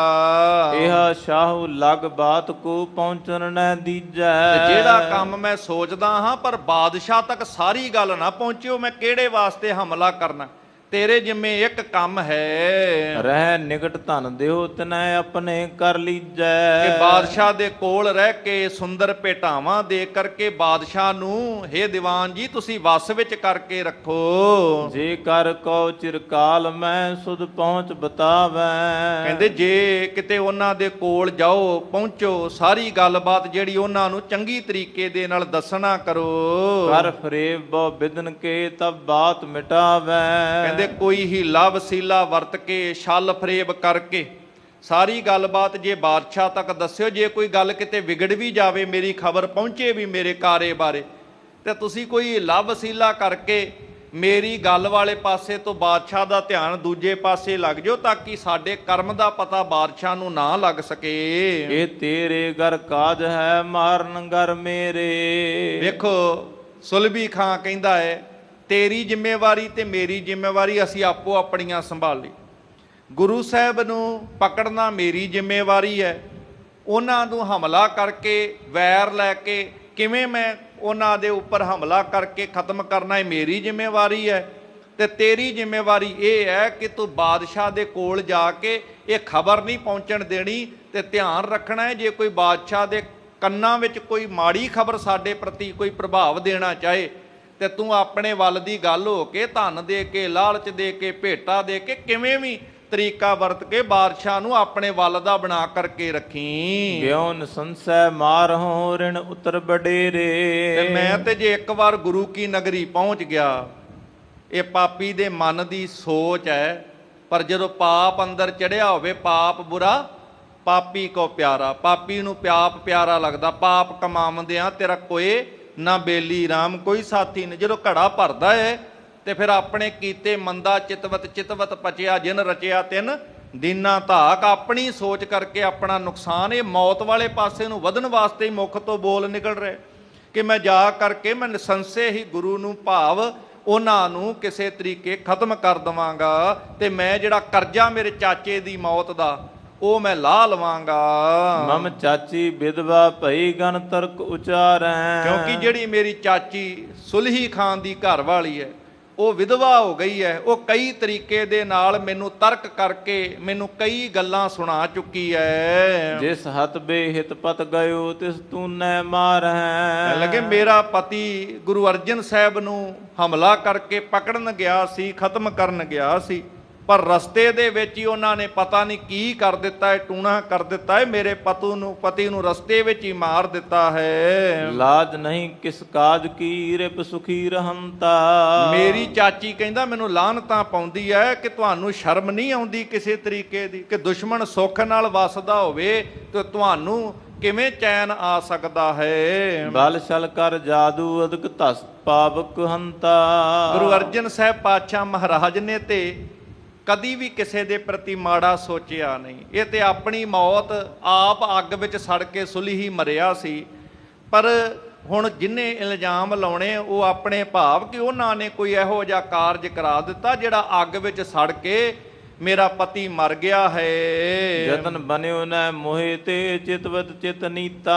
ਤੇ ਸੁਲਭੀ ਖਾਂ ਸੁਲਹੀ ਦਾ ਭਤੀਜਾ ਕਹਿੰਦਾ ਮੇਰੇ ਤੋਂ ਪਹਿਲਾਂ ਕੋਈ ਯਤਨ ਨਹੀਂ ਬਣਿਆ, ਮੈਂ ਬੜਾ ਯਤਨ ਕਰਦਾ ਰਿਹਾ। ਗੁਰੂ ਅਰਜਨ ਸਾਹਿਬ ਮਹਾਰਾਜ ਨੂੰ ਉਹ ਆਪਣੇ ਵੱਲੋਂ ਮਾੜੀ ਸੋਚ ਕਰਕੇ ਭਾਵ ਪ੍ਰਗਟ ਕਰਦਾ ਹੈ ਗ੍ਰਿਫਤਾਰ ਕਰਨ ਦਾ, ਮੈਂ ਬੜਾ ਹੀ ਲਵਸੀਲਾ ਵਰਤਿਆ ਹੈ। ਸਮਝਿਓ ਆਜ ਪ੍ਰਸੰਗ ਕੋ ਆਇਓ ਧਰ ਪ੍ਰੀਤਾ। ਪਰ ਹੁਣ ਸਾਰੀ ਗੱਲਬਾਤ ਮੈਂ ਸਮਝ ਚੁੱਕਿਆ, ਤੁਹਾਡੇ ਬਾਰੇ 'ਚ ਵੀ ਮੈਨੂੰ ਪਤਾ ਲੱਗਿਆ ਹੈ, ਇਸ ਕਰਕੇ ਮੈਂ ਤੁਹਾਡੇ ਨਾਲ ਪਿਆਰ ਪਾ ਕੇ ਤੁਹਾਡੇ ਨਾਲ ਗੱਲਬਾਤ ਕਰਨ ਤੁਹਾਡੇ ਕੋਲ ਪਹੁੰਚਿਆ ਹਾਂ। ਸੁਨ ਚੰਦੂ ਹਰਖਿਓ ਹਿਰਦੈ ਜਿਮ ਇਮ ਕਰ ਆਵੈ। ਚੰਦੂ ਨੂੰ ਕੀ ਚਾਹੀਦਾ, ਜਿਵੇਂ ਅੰਨਾ ਕੀ ਚਾਹੇ ਦੋ ਅੱਖਾਂ, ਚੰਦੂ ਤੇ ਅੱਗੇ ਹੀ ਇਹੋ ਜੀਆਂ ਵਿਉਂਤਾਂ ਬਣਾ ਕੇ ਬੈਠਾ ਸੀ। ਉਹ ਮਾਨੀ ਮਨ ਬੜਾ ਪ੍ਰਸੰਨ ਹੈ ਕਿ ਜੇ ਤੂੰ ਸੱਚਮੁੱਚ ਇਹ ਕੰਮ ਕਰਕੇ ਤੂੰ ਆ ਜੇ ਨਾ ਸੁਲਭੀ ਖਾਨ, ਸਦਾ ਆਵਰੀ ਤੋਹੇ ਕੋ ਸਭ ਕਸ਼ਟ ਮਿਟਾਵੈ। ਤੇ ਫਿਰ ਤੈਨੂੰ ਸਦਾ ਹੀ ਸ਼ਾਬਾਸ਼ ਹੈ, ਆਫਰੀਨ ਹੈ, ਭਾਵ ਸਦਾ ਹੀ ਆਫਰੀਨ ਸ਼ਾਬਾਸ਼, ਕਿ ਫਾਰਸੀ ਵਿੱਚ ਆਫਰੀਨ ਕਹਿ ਦਿੰਦੇ ਆ, ਉਦਾਂ ਆਪਾਂ ਸ਼ਾਬਾਸ਼ ਕਹਿ ਦਿੰਦੇ ਆ। ਤੈਨੂੰ ਸਦਾ ਹੀ ਆਫਰੀਨ ਸ਼ਾਬਾਸ਼, ਤੇਰੇ ਸਾਰੇ ਕਸ਼ਟ ਮੁੱਕ ਜਾਣਗੇ, ਤੈਨੂੰ ਮੈਂ ਬੜਾ ਕੁਝ ਬਾਦਸ਼ਾਹ ਕੋਲੋਂ ਦਵਾਵਾਂਗਾ। ਬਰਾਤ ਸਮੀਪੀ ਰਹੋ ਤੁਮ ਜਬ ਅਵਸਰ ਪਾਊ। ਤੇ ਸੁਲਭੀ ਖਾਨ ਨੂੰ ਚੰਦੂ ਪਾਪੀ ਹੁਣ ਇਹ ਦੁਸ਼ਟ ਚੌਂਕੜੀ ਇਕੱਠੀ ਹੋ ਕੇ ਕਿਵੇਂ ਕਹਿੰਦੀ ਹੈ ਕਿ ਜਦੋਂ ਸਵੇਰ ਹੋਏਗੀ ਨਾ ਤੇ ਮੌਕਾ ਵੇਖਾਂਗੇ, ਤੂੰ ਮੇਰੇ ਕੋਲ ਰਹੀਂ, ਬਹੁਤਾ ਦੂਰ ਨਾ ਜਾਈਂ, ਮੈਂ ਬਾਦਸ਼ਾਹ ਦੇ ਕੋਲ ਮੌਕਾ ਪਾ ਕੇ ਗੱਲ ਕਰਾਂਗਾ। ਆਜ ਸਮਾਨ ਮਿਲਾਪ ਹੋਏ ਕਰ ਸ਼ਾਰ ਜਾਉ। ਕਿ ਜਿੱਦਾਂ ਅੱਜ ਮੇਰੀ ਗੱਲ ਹੋਈ ਸੀ ਬਾਦਸ਼ਾਹ ਦੇ ਕੋਲ, ਮੈਨੂੰ ਜਾਣ ਦਾ ਮੌਕਾ ਮਿਲ ਗਿਆ ਤੇ ਮੈਂ ਬਾਦਸ਼ਾਹ ਦੇ ਕਈ ਕੰਨ ਭਰੇ ਸੀ, ਗੁਰੂ ਅਰਜਨ ਸਾਹਿਬ ਦੇ ਖਿਲਾਫ ਕਈ ਗੱਲਾਂ ਉਹਦੇ ਕੰਨ 'ਚ ਪਾਈਆਂ। ਜੇ ਕੱਲ ਨੂੰ ਵੀ ਅੱਜ ਵਰਗਾ ਮੌਕਾ ਮਿਲ ਗਿਆ ਤੇ ਬਾਦਸ਼ਾਹ ਨੂੰ ਮੈਂ ਕਹਿ ਕੇ ਆਪਣੀ ਗੱਲ ਜ਼ਰੂਰ ਮਨਾਉਣ ਦਾ ਯਤਨ ਕਰਾਂਗਾ। ਤਬੇ ਪ੍ਰਸੰਗ ਚਲਾਏ ਹੋਂ ਤਸ ਕਰਨ ਬਡੇਰਾ। ਫੇਰ ਬਾਦਸ਼ਾਹ ਦੇ ਕੋਲ ਦੁਬਾਰਾ ਬਹਾਨਾ ਜਿਹਾ ਬਣਾ ਕੇ ਇਹੋ ਜਿਹਾ ਪ੍ਰਸੰਗ ਚਲਾ ਦਾਂਗਾ, ਜੀ ਚੋਰ ਬੜੇ ਪੈ ਰਹੇ ਨੇ, ਬੜਾ ਚੋਰਾਂ ਦਾ ਖਤਰਾ ਵੱਧ ਗਿਆ ਹੈ। ਕਰੋ ਉਗਾਹੀ ਮਦਦ ਕੋ ਪਾਟਿਓ ਕਉ ਡੇਰਾ। ਤੇ ਤੂੰ ਵੀ ਮੇਰੇ ਕੋਲ ਆ ਜੀ, ਤੇ ਕੋਲ ਆ ਕੇ ਤੂੰ ਵੀ ਇਸ ਗੱਲ ਦੀ ਗਵਾਹੀ ਨਾਲ ਭਰਦੀ, ਹਾਂ ਜੀ ਸਾਡੇ ਤੇ ਤੰਬੂ ਪਾੜ ਦਿੱਤੇ ਗਏ ਨੇ, ਬੜੀਆਂ ਚੋਰੀਆਂ ਕਰ ਰਹੇ ਨੇ ਚੋਰ ਆ ਕੇ। ਕਿਸਹੂ ਭੇਜਿਓ ਚਾਹਤੈ ਸਮਝਾਵਣ ਹੇਤੂ। ਕਹਿਣ ਲੱਗੇ ਫਿਰ ਬਾਦਸ਼ਾਹ ਨੂੰ ਕਵਾਂਗੇ, ਕਿਉਂਕਿ ਬਾਦਸ਼ਾਹ ਕਹਿੰਦਾ ਸੀ ਕਿ ਗੁਰੂ ਸਾਹਿਬ ਕੋ ਕਿਸੇ ਨੂੰ ਗੱਲਬਾਤ ਕਰਨ ਲਈ ਭੇਜਾਂਗੇ, ਤੇ ਉਸ ਵਕਤ ਫਿਰ ਬਾਦਸ਼ਾਹ ਨੂੰ ਕਿਸੇ ਤਰੀਕੇ ਨਾਲ ਪ੍ਰੇਰਨਾ ਸਾਰੀ ਗੱਲ ਦੀ ਦਿੱਤੀ ਜਾਏਗੀ, ਤੇ ਫਿਰ ਬਾਦਸ਼ਾਹ ਜਦੋਂ ਕਿਸੇ ਨੂੰ ਭੇਜਣ ਵਾਸਤੇ ਕਵੇਗਾ, ਕਿਦੋਂ ਹਕਾਰਨ ਕੋ ਨਿਕਟ ਤਿਸ ਪਠੈਨ ਕੇਤੂ। ਫਿਰ ਤੈਨੂੰ ਬੁਲਾ ਕਰਕੇ ਫਿਰ ਬਾਦਸ਼ਾਹ ਦੇ ਰਾਹੀਂ ਉਸ ਅਸਥਾਨ ਤੇ ਗੁਰੂ ਅਰਜਨ ਸਾਹਿਬ ਦੇ ਕੋਲ ਭੇਜ ਦਿੱਤਾ ਜਾਵੇਗਾ। ਮੈਂ ਤਬ ਤੇਰੂ ਨਾਮ ਲੈ ਦਿਉ ਸਮਝਾਈ। ਕਿਉਂਕਿ ਬਾਦਸ਼ਾਹ ਕਹਿੰਦਾ ਸੀ ਕਿ ਮੈਂ ਇਸ ਬਾਰੇ ਵਿੱਚ ਗੱਲਬਾਤ ਕਰਾਂਗਾ ਤੇ ਗੁਰੂ ਅਰਜਨ ਸਾਹਿਬ ਦੇ ਕੋਲੋਂ ਪੁੱਛਾਂਗਾ ਕਿ ਆਖਰ ਉਹਨਾਂ ਨੇ ਚੋਰ ਕਿਉਂ ਰੱਖੇ ਹੋਏ ਆ। ਹੁਣ ਚੰਦੂ ਕਹਿੰਦਾ ਹੈ ਕਿ ਜਦੋਂ ਇਹੋ ਜੀ ਗੱਲ ਦੁਬਾਰਾ ਤੂੰ ਵੀ ਗਵਾਹੀ ਭਰ ਦੇਂਗਾ ਕਿ ਚੋਰ ਬੜੇ ਵੱਧ ਗਏ ਨੇ, ਇਹ ਗੁਰੂ ਅਰਜਨ ਸਾਹਿਬ ਕਰਕੇ ਹੈ, ਤੇ ਇਸ ਕਰਕੇ ਮੈਂ ਤੇਰਾ ਨਾਮ ਦੱਸਾਂਗਾ ਕਿ ਗੁਰੂ ਜੀ ਨੂੰ ਸਮਝਾਉਣ ਵਾਸਤੇ ਇਹ ਸੁਲਭੀ ਖਾਂ ਠੀਕ ਹੈ, ਇਹਨੂੰ ਭੇਜਣਾ ਚਾਹੀਦਾ ਹੈ। ਹਜ਼ਰਤ ਜੀ ਸੁਲਭੀ ਪਠੋ ਸੁਧ ਲੈ ਹੋ ਜਾਈ। ਮੈਂ ਇਸ ਤਰ੍ਹਾਂ ਕਵਾਂਗਾ, ਬਾਦਸ਼ਾਹ ਸਲਾਮਤ ਆ ਸੁਲਭੀ ਨੂੰ ਭੇਜ ਦਿਓ, ਬੜਾ ਸਿਆਣਾ ਹੈ, ਇਹ ਜਾ ਕੇ ਚੰਗੀ ਤਰ੍ਹਾਂ ਸਮਝਾ ਆਏਗਾ, ਨਾਲੇ ਅੰਮ੍ਰਿਤਸਰ ਗੁਰੂ ਕੀ ਨਗਰੀ ਚੋਂ ਰਾਮਦਾਸਪੁਰ ਦੇ ਵਿੱਚੋਂ ਸਾਰੀ ਖਬਰਸਾਰ ਉਥੋਂ ਦੀ ਜਾਣਕਾਰੀ ਲੈ ਆਵੇਗਾ। ਸਾਚ ਕਿਦੋਂ ਹੋਏ ਕੂਰ ਏ ਤੇ ਕੋ ਸਮਝਾਵੇ। ਜੇ ਸੱਚ ਹੋਏਗਾ ਤਾਂ ਵੀ, ਜੇ ਝੂਠ ਹੋਏਗਾ ਤਾਂ ਵੀ, ਇਹ ਜਾ ਕੇ ਪਹਿਲਾਂ ਤੇ ਸਮਝਾਏਗਾ, ਤੇ ਜੋ ਗੱਲ ਹੈ ਸਾਨੂੰ ਆ ਕੇ ਫਿਰ ਦੱਸ ਦਵੇਗਾ। ਜੈ ਸੁਦਾਸਰ ਇਤੇ ਤੇ ਲਵਪੁਰ ਕੋ ਆਵੇ। ਸਾਡੇ ਵੱਲੋਂ ਜਾ ਕੇ ਗੁਰੂ ਅਰਜਨ ਸਾਹਿਬ ਨੂੰ ਮਿਲੇਗਾ, ਸਾਡੀ ਗੱਲ ਪਹੁੰਚਾਏਗਾ, ਉਥੋਂ ਦੇ ਹਾਲ ਚਾਲ ਖਬਰ ਲੈ ਕੇ ਫਿਰ ਸਾਡੇ ਕੋਲ ਵਾਪਸ ਆ ਜਾਵੇਗਾ ਇਹ ਸੁਲਭੀ ਖਾਨ। ਇਦਾਂ ਦੀ ਗੱਲ ਮੈਂ ਬਾਦਸ਼ਾਹ ਨੂੰ ਕਹਿ ਦਿਆਂਗਾ, ਇਦਾਂ ਚੰਦੂ ਪਾਪੀ ਗੱਲਾਂ ਕਰਦਾ ਹੈ ਸੁਲਭੀ ਖਾਨ ਨਾਲ। ਕਹਿਓ ਸੁਨੇ ਮੇਰੋ ਜਬ ਆਇਸ ਤਬਦ ਹੈ। ਕਹਿੰਦੇ ਫਿਰ ਬਾਦਸ਼ਾਹ ਜਿੱਦਾਂ ਦੀ ਗੱਲ ਮੈਂ ਕਹੂੰਗਾ, ਬਾਰ-ਬਾਰ ਗੱਲ ਤੇਰੀ ਵੀ ਗਵਾਹੀ ਪੈ ਜਾਣੀ ਹੈ, ਤੇ ਜਦੋਂ ਬਾਦਸ਼ਾਹ ਸਾਰੀ ਗੱਲ ਸੁਣੇਗਾ ਮੰਨੇਗਾ, ਤੇ ਫਿਰ ਜਿੱਦਾਂ ਅਸੀਂ ਕਵਾਂਗੇ ਉਦਾਂ ਦੀ ਤੈਨੂੰ ਆਗਿਆ ਦੇ ਦੇਗਾ। ਭਾਵ ਉਹਨੂੰ ਪ੍ਰੇਰ ਕੇ ਆਪਾਂ ਬਾਦਸ਼ਾਹ ਕੋਲੋਂ ਆਪਾਂ ਆਪਣਾ ਕੰਮ ਕਰਵਾ ਲਾਂਗੇ, ਤੇ ਤੈਨੂੰ ਗੁਰੂ ਰਾਮਦਾਸ ਪਾਤਸ਼ਾਹ ਦੇ ਨਗਰ ਵਿੱਚ ਹਮਲਾ ਕਰਨ ਲਈ ਭੇਜ ਦਿਆਂਗੇ। ਕਰੋ ਜਾਏ ਮਨ ਭਾਵਤੀ ਨੈ ਜੀਅਤ ਰਹਿ। ਫੇਰ ਜਦੋਂ ਤੂੰ ਇੱਕ ਵਾਰ ਬਾਦਸ਼ਾਹ ਤੋਂ ਆਗਿਆ ਲੈ ਕੇ ਚਲਿਆ ਗਿਆ, ਫਿਰ ਜਾ ਕੇ ਮਨ ਭਾਉਂਦੀਆਂ ਕਰੀ ਗੁਰੂ ਕੀ ਨਗਰੀ ਦੇ ਵਿੱਚ ਜਾ ਕਰਕੇ, ਫਿਰ ਉੱਥੇ ਜਿਉਂਦਾ ਨਾ ਕਿਸੇ ਦੁਸ਼ਮਣ ਨੂੰ ਛੱਡੀ। ਹਮ ਸਮੀਪੀ ਸ਼ਾਹੂ ਕੇ ਜੋ ਪਨੈ ਜਹਾਨਾ। ਤੇ ਦੂਸਰੇ ਪਾਸੇ ਜਿਹੜਾ ਜਹਾਂਪਨਾ ਏ, ਮੈਂ ਉਹ ਸ਼ਾਹ ਬਾਦਸ਼ਾਹ ਦੇ ਕੋਲ ਰਹਿ ਕੇ ਤੇਰਾ ਪੱਖ ਪੂਰਦਾ ਰਵਾਂਗਾ। ਆਸ਼ ਸ਼ਤਰੂ ਜੀ ਸਦੈ ਨੈ ਤਿਕ ਜੀਵਨ ਮਾਨਾ।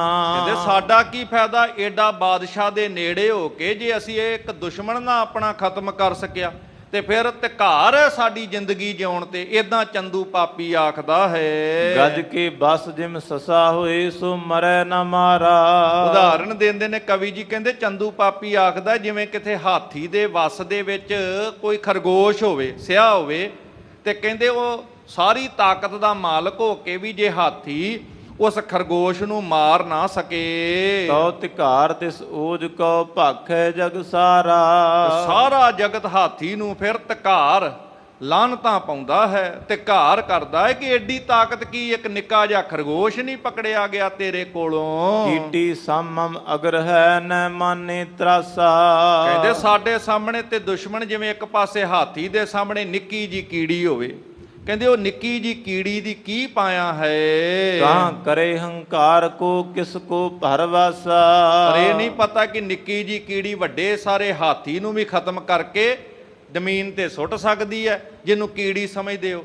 ਗੁਰੂ ਕੀ ਗੋਦ ਵਿੱਚ ਬੈਠੇ ਆ, ਬਾਣੀ ਵਿੱਚ ਆਪਾਂ ਬਚਨ ਪੜ੍ਹਦੇ ਆ, ਜੇ ਪ੍ਰਮਾਤਮਾ ਚਾਹਵੇ ਤੇ ਕੀਟੀ ਸਾਸ ਅਕਰਖ ਤੇ ਇੱਕ ਕੀੜੀ ਵੀ ਕਿਸੇ ਦਾ ਸਾਹ ਖਤਮ ਕਰਨ ਦੇ ਸਮਰੱਥ ਬਣ ਜਾਂਦੀ।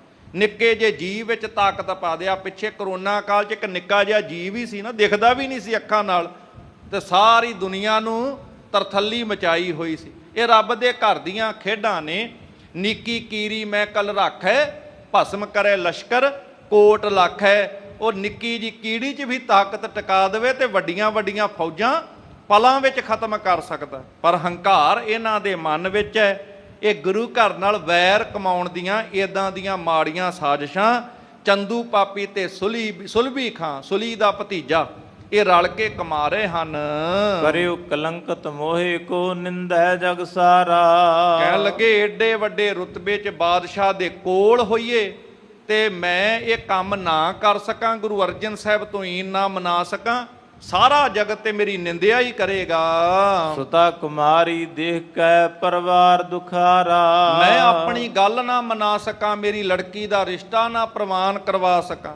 ਕਹਿੰਦੇ ਸਾਰਾ ਪਰਿਵਾਰ ਮੇਰਾ ਦੁਖੀ ਤੇ ਇਹ ਗੁਰੂ ਘਰ ਵਾਲੇ ਸੁਖੀ ਕਿਵੇਂ ਰਹਿ ਸਕਣ। ਇਦਾਂ ਦੀਆਂ ਚਾਲਾਂ ਜਿਹੜਾ ਹੈ ਇਹ ਚੰਦੂ ਪਾਪੀ ਸੁਲਭੀ ਖਾਂ ਦੇ ਨਾਲ ਮਿਲ ਕੇ ਰਚਦਾ। ਫਿਰ ਇਧਰ ਸੁਲਭੀ ਖਾਂ ਜਿਸ ਤਰੀਕੇ ਨਾਲ ਇਹੋ ਜਿਹਾ ਮੌਕਾ ਪਾ ਕੇ ਬਾਦਸ਼ਾਹ ਨੂੰ ਮਨਾ ਕੇ ਸੁਲਭੀ ਨੂੰ ਗੁਰੂ ਨਗਰੀ ਵਾਲੇ ਪਾਸੇ ਭੇਜਿਆ ਜਾਂਦਾ ਹੈ, ਫਿਰ ਉਹੀ ਕਲਾ ਵਰਤਦੀ ਹੈ। ਜਿਹੜਾ ਗੁਰੂ ਘਰ ਸ਼ਰਧਾ ਧਾਰ ਕੇ ਆਉਂਦਾ ਹੈ ਉਹ ਇਸ ਦਰ ਤੋਂ ਰਹਿਮਤਾਂ ਨਾਲ ਨਿਵਾਜਿਆ, ਬਖਸ਼ਿਸ਼ਾਂ ਨਾਲ ਨਿਵਾਜਿਆ ਜਾਂਦਾ ਹੈ, ਮੂੰਹ ਮੰਗੀਆਂ ਮੁਰਾਦਾਂ ਪਾਉਂਦਾ ਹੈ, ਭਿਖਾਰੀ ਵੀ ਰਾਜਾ ਬਣ ਜਾਂਦਾ ਹੈ। ਪਰ ਜਿਹੜਾ ਚੜ੍ਹ ਕੇ ਆਉਂਦਾ ਹੈ ਮਾੜੀ ਸੋਚ ਲੈ ਕੇ, ਫਿਰ ਉਹਦਾ ਰਹਿੰਦਾ ਕੱਖ ਨਹੀਂ ਹੈ। ਕਿਵੇਂ ਸੁਲਭੀ ਪਾਪੀ ਦਾ ਅੰਤ ਹੁੰਦਾ ਹੈ, ਗੁਰੂ ਕੀ ਘਰ ਮਾੜੀ ਸੋਚ ਲੈ ਕੇ ਚੜ੍ਹਦਾ ਹੈ, ਇਹ ਪ੍ਰਸੰਗ ਆਪਾਂ ਅਗਲੇ ਦੀਵਾਨ ਦੇ ਵਿੱਚ ਸਰਵਣ ਕਰਾਂਗੇ। ਸਤਿਗੁਰੂ ਸਭ ਦੀ ਹਾਜ਼ਰੀ ਸੇਵਾ ਦਰ ਤੇ ਪ੍ਰਵਾਨ ਕਰਨ। ਬਾਣੀ ਸੁਣ ਕੇ, ਇਤਿਹਾਸ ਸੁਣ ਕੇ ਗੁਰੂ ਚਰਨਾਂ ਨਾਲ ਸਾਡਾ ਪ੍ਰੇਮ ਬਣ ਜਾਵੇ ਤੇ ਉਸ ਪ੍ਰੇਮ ਦੀ ਅਵਸਥਾ ਵਿੱਚ ਅੰਮ੍ਰਿਤ ਛਕ ਕੇ ਗੁਰੂ ਵਾਲੇ ਬਣੀਏ। ਸਤਿਗੁਰੂ ਸਭ ਦੀ ਹਾਜ਼ਰੀ ਸੇਵਾ ਦਰ ਪ੍ਰਵਾਨ ਕਰਨ।